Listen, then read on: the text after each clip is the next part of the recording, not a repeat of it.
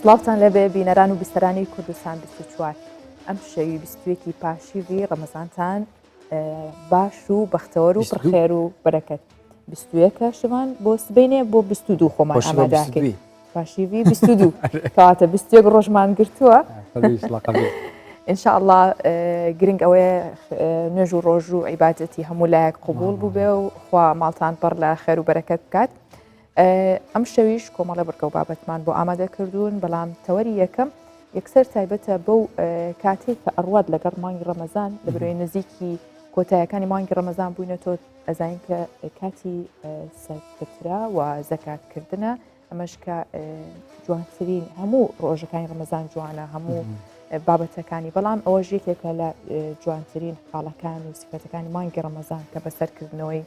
لە عیبادەتەکە بەسەرکردنەوەی یەکتریشە لەناو مسلمانانە پێر و تەسەلێت گەلمە مستەوێنی بەحسکین. سلام علیکم و رحمة الله وبرکاته. سپاس بۆ خودێ کو ئەف شەوەژی تەمەن و ئەمر و تەندروستی دامە ئەم دیسا بینە خزمەتەوە پۆشیڤەکەنی پێشکەشیوە بکەین گرێدای بابەتێت ئاینی تایبەتیژی مەفاوەرگرتنش عالیە ئاینی وەش عالیە تایبەتیژی پرسیارێت مە و بەرسبێت مامۆستایەت ئاینی خودە حەسکرد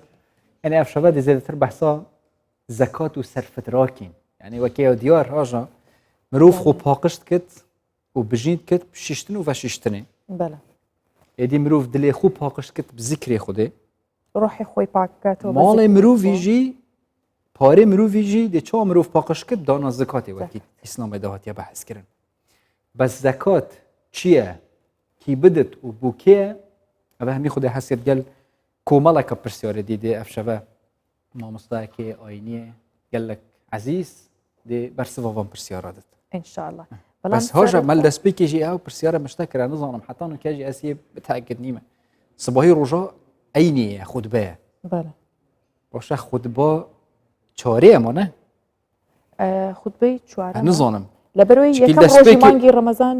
هەینی بوو ئەینی بی ئەین یەک تەمام هەفت ڕۆژ ئەینیا دوێ بینە چواردە ڕۆژ ئەینیا سێژی هاتە سەر ئەو ژیمە دەڕباسکرێ مانە ئەنێ سباهی ئەینی چوارەمە پێچێت مانگی ڕەمەزان 5 هەینی تێکەوێت ئینشاءالله پڕوێ لە ئینشاءالله بەڵام بزانین خەڵکیش چۆن خۆی ئامادەکە شەوان لەگەڵەوەی کە تا ڕادێک دوای ئاساییکردنەوەی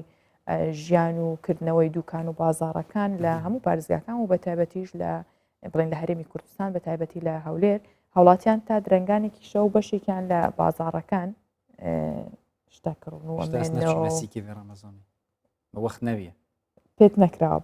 وەڵام من هەتا هاتم بۆ ئێرە بینیم ینی قەرباڵغێکی زۆر هەیە لە شەقامەکان و لە ناو بازاڕەکان کە تا درنگانێکی پاشەو لە شەقامەکان ئەمێننەوە زۆرێکیش لە شوێنە گشتی و بازاڕەکانی هەولێر بەکراوەی ماونەتەوە بەڕووی هاوڵاتیانە و بە درێژایی شەو دوکان کراوەتەوە شەقامەکان کراوەتەوە بۆیە بابێکەوە فیچەرێک ببینین بزانین ناوبازاری هەولێر شەقامەکان چۆنە هاوڵاتیان چۆن مامەڵاکەن و کەلوپەلەکانیانەکڕن بەرەفسیکێ ناو هەولێرێ و کڕین و فرودنەوە تشتا بزانین کە کەش و هەوا هێدیک و جەژن نزیک بەچەوەیە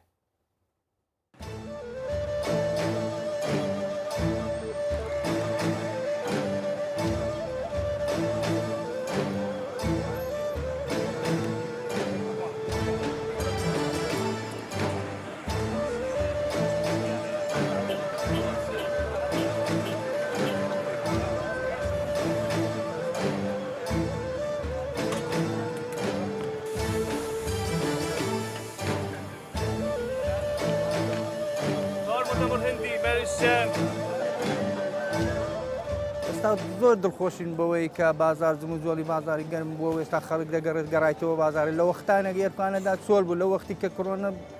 نەخۆشی پەتای کۆرۆنا هەبوو ئێرە بەس کۆترەکانی تێدا مابوو خەڵک زموزۆلی نەمابوو ئیدی ئێستا دڵخۆشین بەوەی کە خەڵک گەڕاوەتەوە بازار و بازارەکان گەرم بوونە و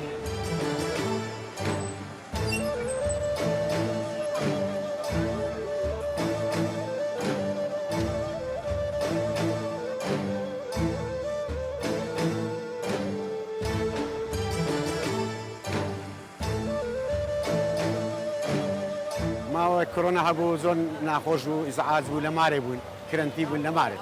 تقریبا مانگونی وەک لە مارێ بێ ئیش و کار لە مارێ بوو لەخوای بەزیاد بە ڕەمەزانە هەموو بە ڕۆژی دەبین هەموو مسلمانین و هەموو عالم بە ڕۆژیە و تەماشا دەکەی بازار قەرەبارەخە و زۆر عالم مەشغولە و دێتە بازاری دری خۆشی دەبی.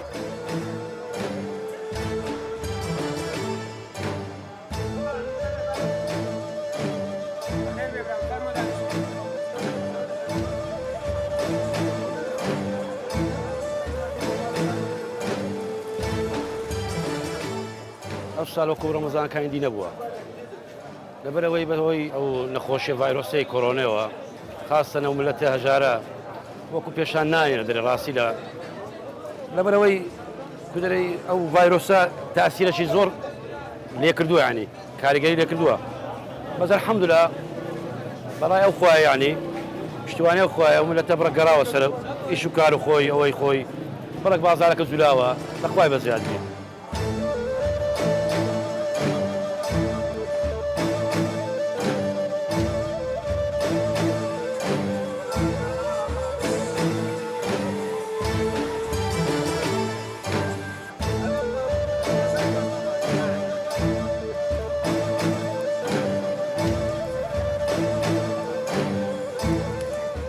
پاشەوەی کە لەگەر نەخۆشی کۆڕۆنای 2 مانگ و زیاتر بوو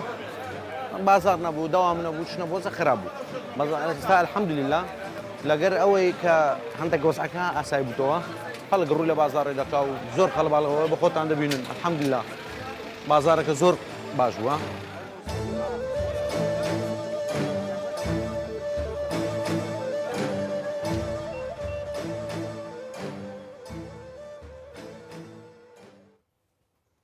اوجی بازار ماشاءالله سپاس بو خودی آودانیه هدی بازار یه گرم بتو که افکاریم فارز جی به حسیت که سیک عمل دو که بجنه سیک یلا جارا مثلا بو نکته جن بجنه مثلا بازاری میوه لدو سپی دارن بجنه سیکا فقی یادیش سیکا مازنه ان شاء الله بازار گرمیه زبان خمسکی باشه لزرع و جواز کنی کردستان ان شاء الله هیچ هدی فیر بن ان شاء الله فیر بو معنی که تو هم فیر بوم فیر بینا طیباتیش زارا و که از بجم فیربینا زمانا یعنی جبوی مروفی قازانجا فیربینا زارا و طیبتی جیت کردی ارکه بیتم خو فیر راسته والله موش سپاس گزاریه و که بازار کان بو شویلات و که مانگک پیش استا خلق لباری درونی خراب ابو والله موش ان شاء الله خود بدل وقت او دو هیوت بازار گرتی بین وان چند روزا ده هم جهر جوانی شجبان تو دوان زمان جیان بردوامه لدورانه که بلا مانگی رمضان او جوازیتی اکاد یعنی اگر بهوی مانگی رمضان و نبی شوان او آودانیه نابد ان شاء الله پر بلا خیر و برکت بو حالات یعنی هم کردستان و لکردستانی که آودانی شه همیشه ان شاء الله جایی که من دست بکی بحث کردی ها جا بابت ما افروکه بابت که گریدای هم هیوار رمضان و پیروز هم جی ثروت و مال ولاتیت مسلمانه کاچا و سردریت گل داد کن گریدای زکات و سرفتره خود حسکت افشوجی مامستای گلک عزیز مامستا محمد اینی اندام لجنه بالای بلند یا فتوا هرما کردستان گل مداه مامستا هنگل گلک بخیر هاتن و رمضان و پیروز خود روزگار دیج و قبیل سپاسان دکین سلامت دنیا ربی سپاسی برستان دکین دعاکارین لخوای تعالی سرکوتوبن لهمو بوارکانده. سپاس مامستا ان شاء الله. مامستا دو وشانه هل دست به که هیوار رمضان پیروز و گریدای جان همین مسلمانان سر حزر و بیروان ابتیباتیجی سرداری کنات گل مال و سامان و پاری اوجی زکات و سرفتره. راست. هر دو که هم درگه وانا بحث بین آیات قرآن پیروز چوا هاتینا فرض کردن سر همین مسلمانا نه وکه پیناسه که کرد ام بزنی که اجبر چه فرض السرما و چوا هاتی فرض کردن. بله. بسم الله الرحمن الرحيم الحمد لله رب العالمين والصلاة والسلام على حبيبنا ومولانا محمد وعلى آله وأصحابه والتابعين ومن تبعهم بإحسان إلى يوم الدين بيقمان زكاة يكك لركن كان آيني إسلام وبلي سيمي ورقرتوا كوا لراستيش دا ركن شي زور عمدو قرينجا أو فرزا لشاري مدينة لدوي كوتي خوای رب العالمین فرضی کردووە لەسەر مسلمانان و ئەو زەکاتەش لە ڕاستیدا زۆر گرینگە چونکە پەیوەنددارە هەم لەلایەک بە پەروەردیگاری عالەم هەم لەلایەک بەو شەخسەی کەوا زەکات دەرە و لە هەمان کاتیشا بە چینی هەژار و نەدار و ئەو کەسانە کە محتازن بۆیە لە ڕاستیدا زەکات زۆر مهم و گرینگە طبعا كأنما مافێکە خوای رب العالمین کە شتێ واجبی کردووە لەسەر مرۆڤ بۆ ئەوەی کە ئەنەما کردوویەتەوە چیل ئەو شخصە کە خاوەنی سەروەت و سامانە و سەرمایەدارە مکەلەفە پابند کراوە لەلایەنی خوای تەعالا دەبی ئەتوو ساڵانە ئەوەندەی بدەی. بەڵێ يعني بآيات القرآن بيروس جب نوفي زكاتي بتيون جيب وشكادي بت بەڵێ طبعا زكاة دیارە خۆی کەلیمەی زكاة وەکو لە لغەتدا بەحەز دەکەن زكاة يعني زێدەکردن وەکو دەڕێ زەکە زەراع بەو معنایە زەراعەت عادەتە زێدەی کرد کە ئەنەما عادەتەن وەکو کە بڵێن باغەوان ڕەزی خۆی دەبڕی کە ڕەزی بر ئەو بەرەکەی زۆر بەڕێک و پێشی دێتە پێشەوە بە پاک و خاوێنی یەک لە معنایەکانی ئەوەیە یەکەچ لە معنایەکانی زكاة معناوی پاکردنەوەیە قد أفلح من زكاها يعني سەرکەوتوو ئەو کەسەی کەوا زکاتی خۆی بدات و یا نفسی خۆی پاک بکاتەوە یەک لە معنایەکانی ئەوەیە. جا لەبەر ئەوە زکات کە خوای رب العالمین فەرمانی پێکردووە خوای تەعالا کە دەفەرمی ئەقیموا الصلاة وآتوا الزکاة يعني مباشرة لە دوای ڕوکنی یەکەم تەماشا دەکەین لە تەواوی قورئان کە باسی نوێژ کرا یەکسەر زکاتیشی لە دوایە چونکە طبعا ئەو کاتە مرۆڤ دەبیتە بەندەیەکی تەواوی ملکەتی فەرمانی خوای رب العالمین هەندێک جار خوای تەعالا مکەلەفی دەکا بەوەی کە نوێژ بکە معنای چییە یعنی سەری نەوی بکە و سوزدە ببا بۆ پەروەردگاری عالم لەوانەیە زۆر کەس لەوەی ئاسان بی بەنسبەتەوەی ئەو جار بەشتێکی دیکە کە ئەویش ڕۆژ و گرتنە بە درێژایی یەک مانگ ئەو شخصەیە خواردن و خواردنەوەی لەسەر خۆی لە پێناوی پەروەردگاری عالم لە خۆی قەدەغە دەکات ئەوی دیکە لەوانەیە زۆر کەس هەبی سبحان الله نوێژکردنیشی پێ ئاسان بی ڕۆژ و گرتنیشی پێ ئاسان بی بەڵام ناتوانانی دەستی بۆ ماڵی بە ئەو ماڵێکە کۆی کردوێتەوە بۆیە خوای تەعالا لەوەشدا ئیبتیلای دەکا و ئیمتحانی دەکا دەڕێ پێویستە لەوەدا ئەو ماڵێک کە کۆت کردوێتەوە بە ئارەقەی ناو چاوان و مەحبوب و خۆشەویستە لەسەر ئەوەیدا دەبی ئەتوو لەژێر فەرمانی خوای رب العالمین دڵت لەبەر ئەو ماڵی بیتەوە بە ئارەزوی خۆتدا بەش بکەیت لەسەر هەژار و نەداران. باشە لەو کاتە مامۆستا ئەبێ ئەو کەسە زەکات یعنی لە چەند ئەدرێت بۆ نمونە سەرۆت و سامانەکەی چەند بێت ئەبێ زەکاتی لێبە ئێمە لەگەڵ یا پێویستمان بەوشە کە باسێکی سەرفترەش بکەین بۆ نمونە ئایا زەکات کە لەسەر هەموو کەس فەرزە لە چ کاتێکا بێ بیاد لە چەندێکە و سەرفترەکەش لەسەر کێ فەرزە و ئەبێ هەر بدرێت. بڵێ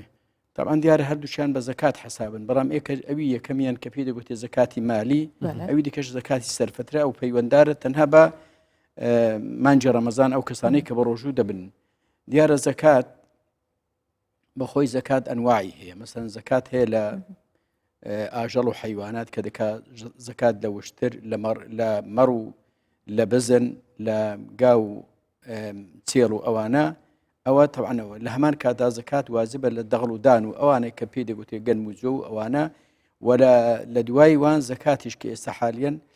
لە پارە کە بڵێن پارە ئەو پارەش کەوادان دراوە زانایان بە خۆتان دەزان ئەو عوملەیە کە ئێستا حالیان لە تەواوی جیهان ئیشی پێ دەکرێت ئەو وەڕەقەی کەیفی خۆیەتی دینارە دۆلارە هەر شتێکە لە پێشدا ئەوە نەبووە بەڵکو دووشت هەبووە کە یەکە چەند زێر بووە یەکەشیان زیو بووە جا ئەوانە عادەتەن وەکو پرسیاری جەنابەت ئایا کەنجین زەکات واجب دەبی هەر کەسێک هەر مرۆڤێک بەنسبەت پارەی ئەگەر ئەندازەی 20 مسقال زێڕی هەبوو یعنی توانی ئەو پارەی کە لەلایەتی 20 مسقال زێڕە ئەو واجبە کە ئەو ساڵدایان ناوە بە 5 ملیۆن و نیو ینی کەسێک ئەگەر 5 ملیۆن و نیوی هەبی ئەوەی یەک و لە هەمان کاتیشدا ساڵشی بەسەردا سوڕابیتەوە دانراو بێت ئەو 5 ملیۆن و نیو پێویستی پێ نەبێت بۆ هیچ کاروباری خۆ هیچی پێویستی پێ نەبی ئەو 5 ملیۆن و نیوە کە ساڵی سوڕایەوە ئەو زەکاتی لەسەر واجبە و لە هەر ملیۆنەی 25,000. مامۆستا دەزیدەتر سەروان پرسیارە ڕاوەستین خودی حەسکە چونکە بزانین کە بۆ ئەوێ پارە هەیە دیارە 5 ملیۆن و نیو باشە ئەوێ مولک هەیە چاوە بدەت لێ بەس هەمدێ هەندێک ڤێرێ ڕاوەستین مامۆستا بەڵێ بەڕخسەتە هەمدێ بەرەف سلێمانیە ڤەچین ئەفکارێمە ئارام بەختیار پاوایکە ڕاستەخو ji Silêmaniyê dê gelmede be aram ev demête baş hîn li bajarê Silêmaniyê tu li cihekê diyarkirî bizanîn ka ev şeve paşî vê tu berevkî ve çû ew keş û hewa li Silêmaniyê çawa ev taybetî jî hêdî hêdî nizîkbûna cejna Remezana pîroz a sala. سلااو لێ بە ئارام بەڵێ ژوان سلااو لە تۆ ئاژە سلااو لە تۆش لە بینرانی کوردستان 24یش دەشەوی کۆتایی ڕەمەزان بە شەوانی قەدر ناسراوە لەم شەوانە لەلایەن مسلمانانەوە لە مزگەوتەکان زیندوو دەکرێتەوە بە تایبەت دوایکردنەوەی مزگەوتەکان ئەم شەوانە زیندوو دەکرێتەوە بە نوێشکردن و قورئان خوێندن هەروەها بە دوعاکردن دەشەوی کۆتایی هەموو ساڵێک زیندوو دەکرێتەوە. ئێستا ملێکێکم لە مزگەوتەکانی شاری سلێمانی وەک دەمیرێت ڕژێکی زۆر لە نوێشخانان و مسلمانان ڕۆیان کردووەتە ئەم مزگەوتە شەوانی قەدر زیندوو دەکەنەوە. زۆر جار شەوە تاکەکان قەڵەباڵغتر دەپێ بۆ پێی زۆربەی زانایانی ئیسلام باس لەوە دەکەن کە شەوە تاکەکان ئەگەری هەیە ئەو شەوە شەوی قەدر بێ، بەڵام بەگشتی باسی دەشەوی کۆتایی ڕەمەزان کراوە. دەمەوێت لەسەر زیندووکردنەوەی شەوانی قەدر لەگەڵ مامۆستا عەبدولحەمید قسە بکەم پێش نوێژ و تارخوێنی مزگەوتی حاجی قادری بەسەری مامۆستا سڵاوتان لێ بێت. ئەگەر پێمان بڵێن گرنگی زیندووکردنەوەی دەشەوی کۆتایی ڕەمەزان لە چیە کە بە شەوانی قەدر ناسراوە و هەروەها بۆچی ئەم دەشەوە زیندوو دەکرێتەوە پشتریان بەس تاکەکان یاخود 27 بەڵێ سڵای خوا لە جەنابت و تەواوی بینەرانی بەڕێز خی گەورە تەعات و عیبادەتی هەموو لایەکمان قوبڵ کات وڵاتمان ناوەدان کات و هەموو لایەک لە نەخۆشی و پەتا و ڤایرۆس و هەموو ناڕەحەتیەک بپارێزێ. دیارە مانگی ڕەمەزان مانگی دابەزینی قورئانە، مانگی ڕەمەزان گەورەی ناو مانگەکانە یوسفینێ و براکانە. ئەم مانگە خی گەورە تایبەتی کردەوەی کە یەکێک لە ڕوکنەکانی ئیسلام کە ڕۆژۆ لەم مانگەدا دایناوە و تێک ڕایکاتەکانی ئەم مانگە هەمووی خێر و پاداشی گەورەی بۆ مسلمانان لە بە ڕۆژوبوونی ڕۆژەکەی لە تەراویحی شەوانی و لەمانەوەی شەوانی کۆتایی. دارە ئێمە کە خی گەورە سوبحانەهو و تەعالا دروستی کردوین بۆ عیبادەت و پەرستنی خی گەورە سوبحانەهو و تەعالا دروست کراوین. هەندێک کەس هەیە لە مانگی ڕەمەزانە دەبینی لە سەرەتاوە 10 ڕۆژ و 15 ڕۆژی سەرەتا دڵی گەرمە لە عیبادەتەکاندا، بەڵام دوای وردەوە دەتووشی ساربوونەوە ئەبێت. بەڵام ئێمە سنەتی پێغەمبەر صلی الله علیه و سلم فێرمان دەکات کە ئێمە ئەسڵەن لە کۆتایی ڕەمەزان ئەگەر ڕۆژانی پێشوو تەنها ڕۆژ و تراویحەکانمان کە دەبێت ئێستا شەوەکانیشی زیندوو ئەکەینەوە بە خوای پەروەردگار بە ئومێدی دەستکەوتنی خێر و پاداشی شەوێک کە ناوی نراوە شەوی قەدر، شەوی پڕ لە ڕێز، شەوێک کە خی گەورە سوبحانەهو و تەعالا ڕێزی لێ ناوە. ڕێزەکەش ئەوەیە کە لە شەوی قەدرا خی گەورە سوبحانەهو و تەعالا قورئانی دابەزانەوەتە خوارەوە. دیارە قورئان لە ناو مانگی ڕەمەزانە دابەزیوە، لە ناو مانگەکەش لە ناو ڕۆژەکان و شەوەکاندا بە تایبەت لە شەوی قەدرا خی گەورە قورئانی نازل کردووە سەرەتاکەی بۆ سەر دڵی پێغەمبەری خوا عەلەیهی سەڵات وسەلام. دیارە قورئان بۆ خۆی زۆر گەورەیە، دابەزینەکەشی زۆر گەورەیە. ئەفەرمێ ئینا ئەنزەلناه فی لەیلەتی مبارەکە، لە شەوێکی پیرۆزە دابەزیوە. مبارەک و فەڕ و پیرۆزی لە هەر شتێکە هەبێ، هەر کارێکی چاکەی تێدا ئەنجام درێ گەورەی ئەکا، پیرۆزی ئەکا، کارەکە بە نرخ ئەکات. دیارە ئەم حەدەثەش ئەمڕۆ داوەکە دابەزینی قورئانە زۆر گەورەی لای خی گەورە بۆی ئەم شەوەی ڕێزدار کردووە. مامۆستا لەگەڵ ئەوەی کە ئەم شەوانە زیندوو دەکرێتەوە تا چەند هاوڵاتیان و نوێژخوێنان کە دێنە مزگەوتەکان پابەندی ڕێنمایە تەندروستەکانی ژەبن بۆکەی کە مزگەوتەکان لەم چەند شەوەی کۆتایی ڕەمەزاندا کراونەتەوە تا چەند هاوڵاتیان پابەند دەبنەوە ئێوە ڕێنمایە دەکەن کە پابەند بن چکە هێشتا مەترسیەوە نەخۆشیە هەیە. بەڵێ دیارە لە یەکەم شەو کە بە خەڵکمان و ئێمە دەمێنینەوە کۆمەڵێک ڕێنماییمان پێداون کاتێک کە دێنە مزگە و لە ماڵەکانتان دەستنوێژگرن. دیارە لەمەدا فەزلی ئەوەمان بۆ ڕوونکردوونەتەوە کە پێغەمبەر صلی الله علیه و سلم فەرمی هەر کەسی لە ماڵ دەستنوێژگرێ و بێ بۆ مزگە و بە هەر هەنگاوێکی خوا چاکێکی بۆ نووسێ گوناهێکی لێ ئەسرێتەوە پلەی بەرزەکاتەوە هەنمان داون بۆی کە لە ماڵەوە دەستنوێژگرن. اینجا دوای کەوتومانە دێنە مزگە و ڕیزەکان بابینیان هەبێ، ڕیزی نوێژەکرێت ڕیزی نوێژی تیا ناکرێت و هەروەها تەواوی پابەندی ڕێنمایە تەندروستەکان ئەمە قازاج و مەسلحەتی تایە بۆ هەمومان پێویستەکەوە وڵاتی خۆمان خەڵکی خۆمان بپارێزین و ئەو ڕێنمایانش جێی خۆیەتی کە بەداخەوە هەنێ جار خەڵکم تەرخەمیتی ئەکەم حەقوایە ئەو پەیامانە کە بە تایبەتی سبەینێکە هەینیە وتاری جمعایە دیسانەوە ئێمە وەکو مامۆستایانی ئاینی وتاربێژەکان جەخت لەوە ئەکەینەوە کە خەڵک ئیتر پشتێنی لێ نەکاتەوە بڵێن نەخۆشی کۆتایی پێ هاتەوە، ڤایرۆس کۆتایی پێ هاتووە، نەخێر هێشتا مەترسیمانەیە، بەڵام سوپاسی خوا ئەکەین ئەلحەمدولیلا خوای گەورە وڵاتی ئێمەی پاراست و لە زۆرێک لە وڵاتانی تر زۆر باشتر بووین، بەڵام دەبێ باشتر بین و زیاتر ئاگامان لە خۆمان بێت لە خێزان و لە مناڵمان بێ بۆی کە ئینشاءالله بە تەواوەتی ئەم نەخۆشی ڤایرۆسە تێپەڕین بە ئیزنی خوای گەورە. زۆر سپاس بۆ زانیاریەکانت. بەڵێ ژوان هاژە من دەگەڕێمەوە لای ئێوە و ئەم شەوانە وەکو باسم کرد لە مزگەوتەکان ئێستا لە سلێمانی زیندوو دەکرێنەوە، نوێژخوێنان تا نزیکی بانگی بەیانی و پاشەوکردن لە مزگەوتەکان دەمێننەوە بۆ عیبادەتکردن. زۆر سوپاس بۆ هاوکارمان ئارام بەختیار کە لەگەڵمان بووی لە سلێمانیەوە. ئینشاءالله هەمیشە مزگەوتەکان شوێنە گشتیەکان بە ئارامی و بەخۆشی بەڕێوە بڕوات و عیبادەتی هەموو لایەکیش قوبوڵ بێ. سوپاس بۆ تۆ ئارام بۆ میوانەکەشە. ما شاء الله قرب لغج بالمزقفتي خدي طاعتي وان همي مسلمان قبيل كتوجي جي كيف خوشي يعني افشفن نشفه كتا كجي اللي ما شاء الله قرب لغي ك ديار بي ما مستعين شاد بين طيبتي والله الحمد لله إذا براسي زي أوي كإنسان شادمان بيت ان شاء الله. ما مستدي سام فجرنا في بابتي خو بري ام بتشينت نوف جمارة ده وتفاصيل الجمارة وملكه يعني جي هر كسكي اجل هبت كبره كي دولمن ده دي بيجت الزكاة خو نادم وكي هر پرستنکا دی ناف بین من و خودی ده خودی تعالی ده حساب السر من کد بس زکاة ام تشين بيجين حق الناس جي على الناس ده خودي پرستيارش مروفي كت وابوچي حق بنديت مجينه ده بلي طبعا بيقومان زكاة اشتيكا هيك من فرماني خويا رب العالمين دواي اوي زكاة آياتكاني قرآني بيروس بيمان دلين هرشي لو كسانة كردو كوا ماليان هيو زكاة نادن ولا همان كاد دا مجدي دا وبو كسانة ماليان هيو زكاة ددن مثلا اوي مجدك بو نوعيه كذا فرمي الذين ينفقون أموالهم بالليل والنهار سرا وعلانية فلا خوف عليهم ولا هم يحزنون مجدي دا ياخذ مثلا بالمنمج إكل مجدكان كخوي تعالى دا فرمي قد أفلح المؤمنون الذين هم في صلاتهم خاشعون والذين هم عن اللغو معرضون والذين هم للزكاة فاعلون لكوتاي كيدا فرمي أولئك هم الوارثون الذين يرثون الفردوس هم فيها خالدون يعني پاداش توی فردوس فردوس بري ذا فردوس جنابتان زور هموتان دزان كوا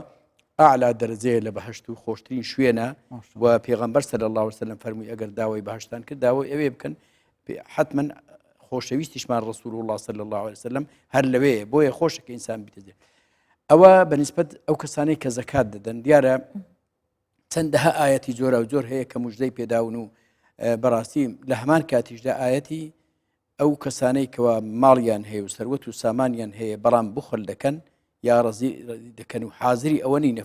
زكاة بدن أوانيش براسي هرشي شي زور تنديان لسر تندا آيات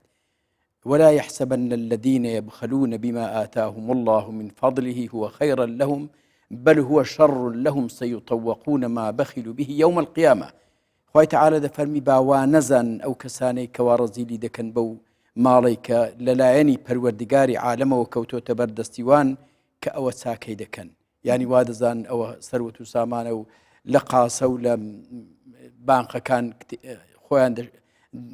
خزن دكن بل هو شر لهم أو براسي شريك ونارحتيك وغم فجاريك بوان سيطوقون ما بخيلوا أو ذا لفرمودي بيغمبر هي صلى الله عليه وسلم ده فرميك لفرموده كان أوي بو أوي زور دريجنا دين هندا هرتنها كرديكي درين بيغمبر صلى الله تعالى وسلم ده فرمي للروج قيامت أو كسانك وسروت ساماني زوريان هيو وما في هجار ندارا نادن وخوي تعالى كردني وشلك مالكيان كاتي زكاتي ليك ودا بشي كان نايدن ده فرمي سبحان الله أو مالات دبيتها عزيايك أجدهايك هجوم دكات أو الشخصية كهجومي دكا لولا آزاري دا بيدري أو شخصية دري توتسي دري أنا كنزك ومالك من خزينيتو ومالتو مككاتي خويتو بردوام كود كردوا هرواد دزاني ك ويل لكل همزة لمزة الذي جمع مالا وعدده يحسب أن ماله أخلده هر سبحان الله خريشي أوي بكوا أوهم ثروة ساماني لسريك ديك خركاته وبيكات الدولار بيكات الزير بيكات توابع عملكان ولا همان كاتا دايكا لا قاسة كانوا ودايكا لا ياخذ رواني دريب كات أو واد زاني أخلده هديه ريته وكتسيوانية بلي يعني هم پاداشتوی گله که مازنه هم باوی گله که مازنه وید مروف گله که شیار بسره زور زور بلي يعني هم پاداشکی گله گوره که مجدی فردوسه او دیکشی که دراسي ده كخوي تعالى دري ويل لكل ويل طبعا علماء ده فرمون شيوليكا يا كنديكا يا دوليكا نازم بزاراوين قوتي بيدر نهال دوليكا يا شيويكا أو بخوي ده فرمي أو اندع عذابي بشدة تواوي جهنم خو لو دولي ده فرمي جاو بوشيا بو أو كسانة كوا هرد خريجي كوك نوي سروت وسامانو فقير وهجار ونداريان بخيال داناي باشا ما مستا ليريا برسيارك ويب زكاة بس بو دولة مندو سرمایه داره حربي أوان يعني إست باسي وتكر كلا 5 مليون ونيو أبيت چنك بچيت سري والزياتر بو كسانه كسرمایه كي زوريان هي ياخد صرف ترش هي كأجر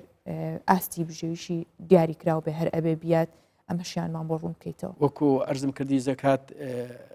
ئەوەی کە دانراوە ئەو ساڵ عادەتەن کەسێکەوە ئەو وەختە 5 ملیۆن و نیوی هەبی ئەو واجبە زەکاتەکەی لێ بدە. وابزەم زۆریش نییە دەکات 150,000 وەنیە کمتر 5 ملیۆن و نیو بت 5 ملیۆن هەر لە ملیۆنەی 25,000 وەنیە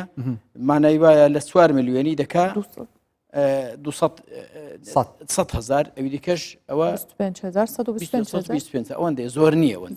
کەسێک ئەگەر 5 ملیۆن و نیوی لە ماڵدا نابی و ئیش و کاری پێ نەبیت و تەماشا دەکات زیادە لە هەموو مەسارفی چی تێدا ئەگەر ئەوەندازەی بدە ئەوەی یەک ئەو معنای وەیە کەواتە حیکمەتەکەی چییە حیکمەتەکە بەخۆی لێدا زەکات حیکمەتی گەلک زۆرە یەکەچیان ئەوەیە پەروەردیگاری عالەم عادەتەن لەوەتی خوای تەعالە دنیای دروست کردووە ئەو دوو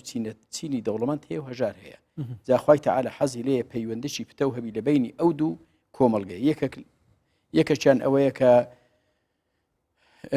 ئەو دەوڵەمەندە ئەو سەرۆت و سامانەی کۆی دەکاتەوە دەبی پەیوەندەشی زۆر بەهێزی هەبی لەگەڵ چینی هەژار و نەدار بۆچی بۆ ئەوەی ئەگەر هاتو ئەو دەوڵەمەندەش ڕۆژێک ڕۆژان لێی قەوما ئەو هەژارانە بە فریایەوە بین و لە هەمان کاتیشدا ئەمین بی لەوەداکەوە ئەو هەژارە چاوی لە ماڵەوی نەبی چونکە ئەگەر هاتو کەسێک ئەو هەموو سەرۆت و سامانی وێک دیکەنە ئەوی دیکەش ناڵی دەهات لە برسان ئەوە ماناویە بەڕاستی چی لێ دێت وای لێ دێ حەسوودی پێ بە کە حەسوودی ئەو شخصەیە دیکە طبعا لەوانەیە دوعای لێ بکە یا ئازاری بدا یا ناڕەحەتی بێ ئەگەر بۆی بگونجێ دزی لێ بکات و لە هەمان کاتە یەک لە حیکمەتەکان دیکەی ئەو زەکاتە بۆ ئەوەیە ئەو کەسانێک کە خوددا پێداون و خاوەنی سەروەت و سامان و سەرمایە دارن بۆ ئەوەی کە ئەوانە کە ئیماندارن لەلایەک لەلایەکیش گەلی خۆیان خۆش دەوێت نێڕن کە گەلەکەیان یان فەقیر و هەژار بەروە ئەخلاقی خراپ بڕوە چکە بێگومان کەسێک ئەگەر لە دنیادا وای لێ هات هیچ بژێوی ژیانی نەبوو لەوانەیە زۆر کەسەیە کە ئیمانی لاوازە تووشی کارە ساد ببیت بەو معنایە فکر لە دزی دەکاتەوە لەوانەیە فکر لە پیا و فکر لە کاری ناڕەوا دەکاتەوە فکر لە خیانەت دەکاتەوە حتا لە خیانەت لە شوێ لە دۆستی خۆی لە ناسیاری خۆی یا خیانەت لە وەتەن و نیشتیمانیش وەکو بەچاوی خۆش مێژوو ئەوە بۆمان دەڵێ زۆر کەسەیە لەوانەیە زۆر نیشتیمان پەروەەر بووە زۆریش درسۆز بۆ بەڕام تەماشا دەکەی بە شێوەیەک لە شێوەکان بەهۆی ماڵەوە خیانەتەکەی لێ پەیدا بووە. باشە مامۆستا کۆمەڵگەی ئێمە بینین سپاس بخوا زۆربەی مسلمانە مزگەوتەکان ئەوە بینیمان قەرەباڵغە بەڵام بوو لەگەڵ ئەوەیە یعنی دیاری شەکە دەوڵەمەنەکانیشمان بە هەمان شێوە مسلمانن بەڵام لەگەڵ ئەوەشە هەژاری هەر زۆرە ئەمەوەی کردووە کە پێ دوایە کە زۆربەی دەوڵەمەنەکان مسلمانەکان پابند نین بە پێدانی زەکاتەوە بەڵێ بێگومان وایە بەخۆی لێرەدا دەزانی چیە خوسەی بەڕێز ئەو شتە ئەوەیە کە مەسەن ئەگەر حکمی ئیسلام هەبیت یاخۆت دەسەڵاتێکی ئاینی هەبی ئەوانە ئەو کەسەی کەوالی پێدەڕێن یاخۆت بڕین سەرپەرشتیکاری ئەو دەوڵەتی هەر کاتێک کە ساڵ سوڕایەوە کە خوای تەعالە 8 سنفی بەیان کردێ بۆ زەکات ئینەمە الصەدەقات للفقراء والمساكين والعاملين عليه کۆمەڵە خەڵکێکی دیاری دەکا ئەو حکوومەتە ئەو کۆمەڵە خەڵکە دەگەڕێ بەسەر بازرگانەکان بەسەر دەوڵەمەندەکان یعنی یەک بە یەک دەفتەریان پێدەینتە گۆڕێ ئایا ئەتو چەند پارەت هەیە چەندت فرۆشتووە چەند بانقانشت هەیە یعنی شتێکە خۆشی نییە بە جەبری لێی دەستێنیت و دەبی کە لێشی ستاند و کۆکرایەوە و خرایە بەیت الماڵی مسلمانان ئەو وەختە ئەوانی کەوا ئەهلی ئیمانن یاخۆت بڵین ئەمانەتیان لەکنە یاخۆت بڵین خیانەت ناکەن ئەوە تەمان ئەو پارەی دابش دەکەن بەسەر هەژاران بۆیە ئەکرێ بە زۆر بستەن ڕێزەکات دەکرێت ئەگەر حکمی ئیسلامی ئەگە حکمی ئیسلامی بڵێ ئێستا ناتوان درێت تەمان ئێستا بەو شێوەیە نییە لەبەرەوەی نەک بڵین هەر لە هەرێمی خۆمان لە هەموو وای لێ هاتووە لە عالەمی ئیسلامیش لە هەمووی هەروەهایە بەو شێوەیە نییە بەڵام پێشان وابوو مەسەن ئەو کەسانێک کە زەکاتیان کۆ دەکردەوە فعلەن دەسوڕان لە لای سەرمایەدارەکان دەوڵەمەندەکان توجار و بەزاز و ئەوانە حیسابیان لەگەڵ دەکرد زوڵمیشان لێ نەدەکردن دەیانگوت ئەوە للسائل والمحروم ئەوە طبعا حەقێکە مافێکە خوای رب العالمین دایناوە بووانە بۆیە بە جەبری دەبێت و زەکاتەکەی بدەیت کەوا بوو لێرەدا ئەگەر ئەو زەکاتەی سەروەت و سامان کە کۆ بکرێتەوە بە شێوەیەکی عادلیش دابەش بکرێت یعنی باوەڕ بکە 100 فەقیر نامێت کەمە بێت تمام ما مستەبەری ئەم بچینە سەرەندێک کە زەکات vێت بدینەکێ ئەم بەحسیوێ بکەین کە برایەکی بخۆ 2-3 ساڵە پارەیەت لێک داین یان دێخوانیەکی کرد یان ژی دێ پارچە عەردێکی کرد ئاڤەکەت یان ژی دێ تڕۆمبیلێکی بخۆ کرد یعنی بەرنامەکی هەیە بەڵێ ئەوەی پارێک کومت کرد ji بووی بابەتێکی تایبەت و کڕینە تشتێکی تایبەت vێت ئەو ژی بدت حتا تشتێ خود کرد یان ژل سەروینینە نا بەڵێ ئەو کەسێکەوە بنمونە بڵێم 2 دەفتەر یا 3 دەفتەری دانەوە بە ئەمەلی ئەوەی هاوسەرگیری بۆ خۆی بکات یا بە ئەمەلی خانوێک دروستکات وە ئەو مەدەم ساڵی بەسەر سوڕاوە واجبە لەسەری زەکاتەکە هەر بدات یعنی حتا حکمەتەکە بەڵێ حکمەتەکەش لەوەیدایە چونچە ئاینی ئیسلام لەگەڵ ئەوەیدایە ئەو پارێکەوە دادەندرێ دەبی بەردەوام حرەکە و زۆڕی پێ بکرێت بۆ ئەوەی کەوە ئەو شخصێ ئەگەر مەسەن بنمونە دەفتەرێکی داناوە بۆ حرەکەی پێ ناکەت چکەگە حرەکەی پێ بکە هەم قازانجەکەی دەکەوە لە هەمان کاتیشدا بەشی زەکاتەکەش فرێ دەدات ئەگەر کۆبرایەکی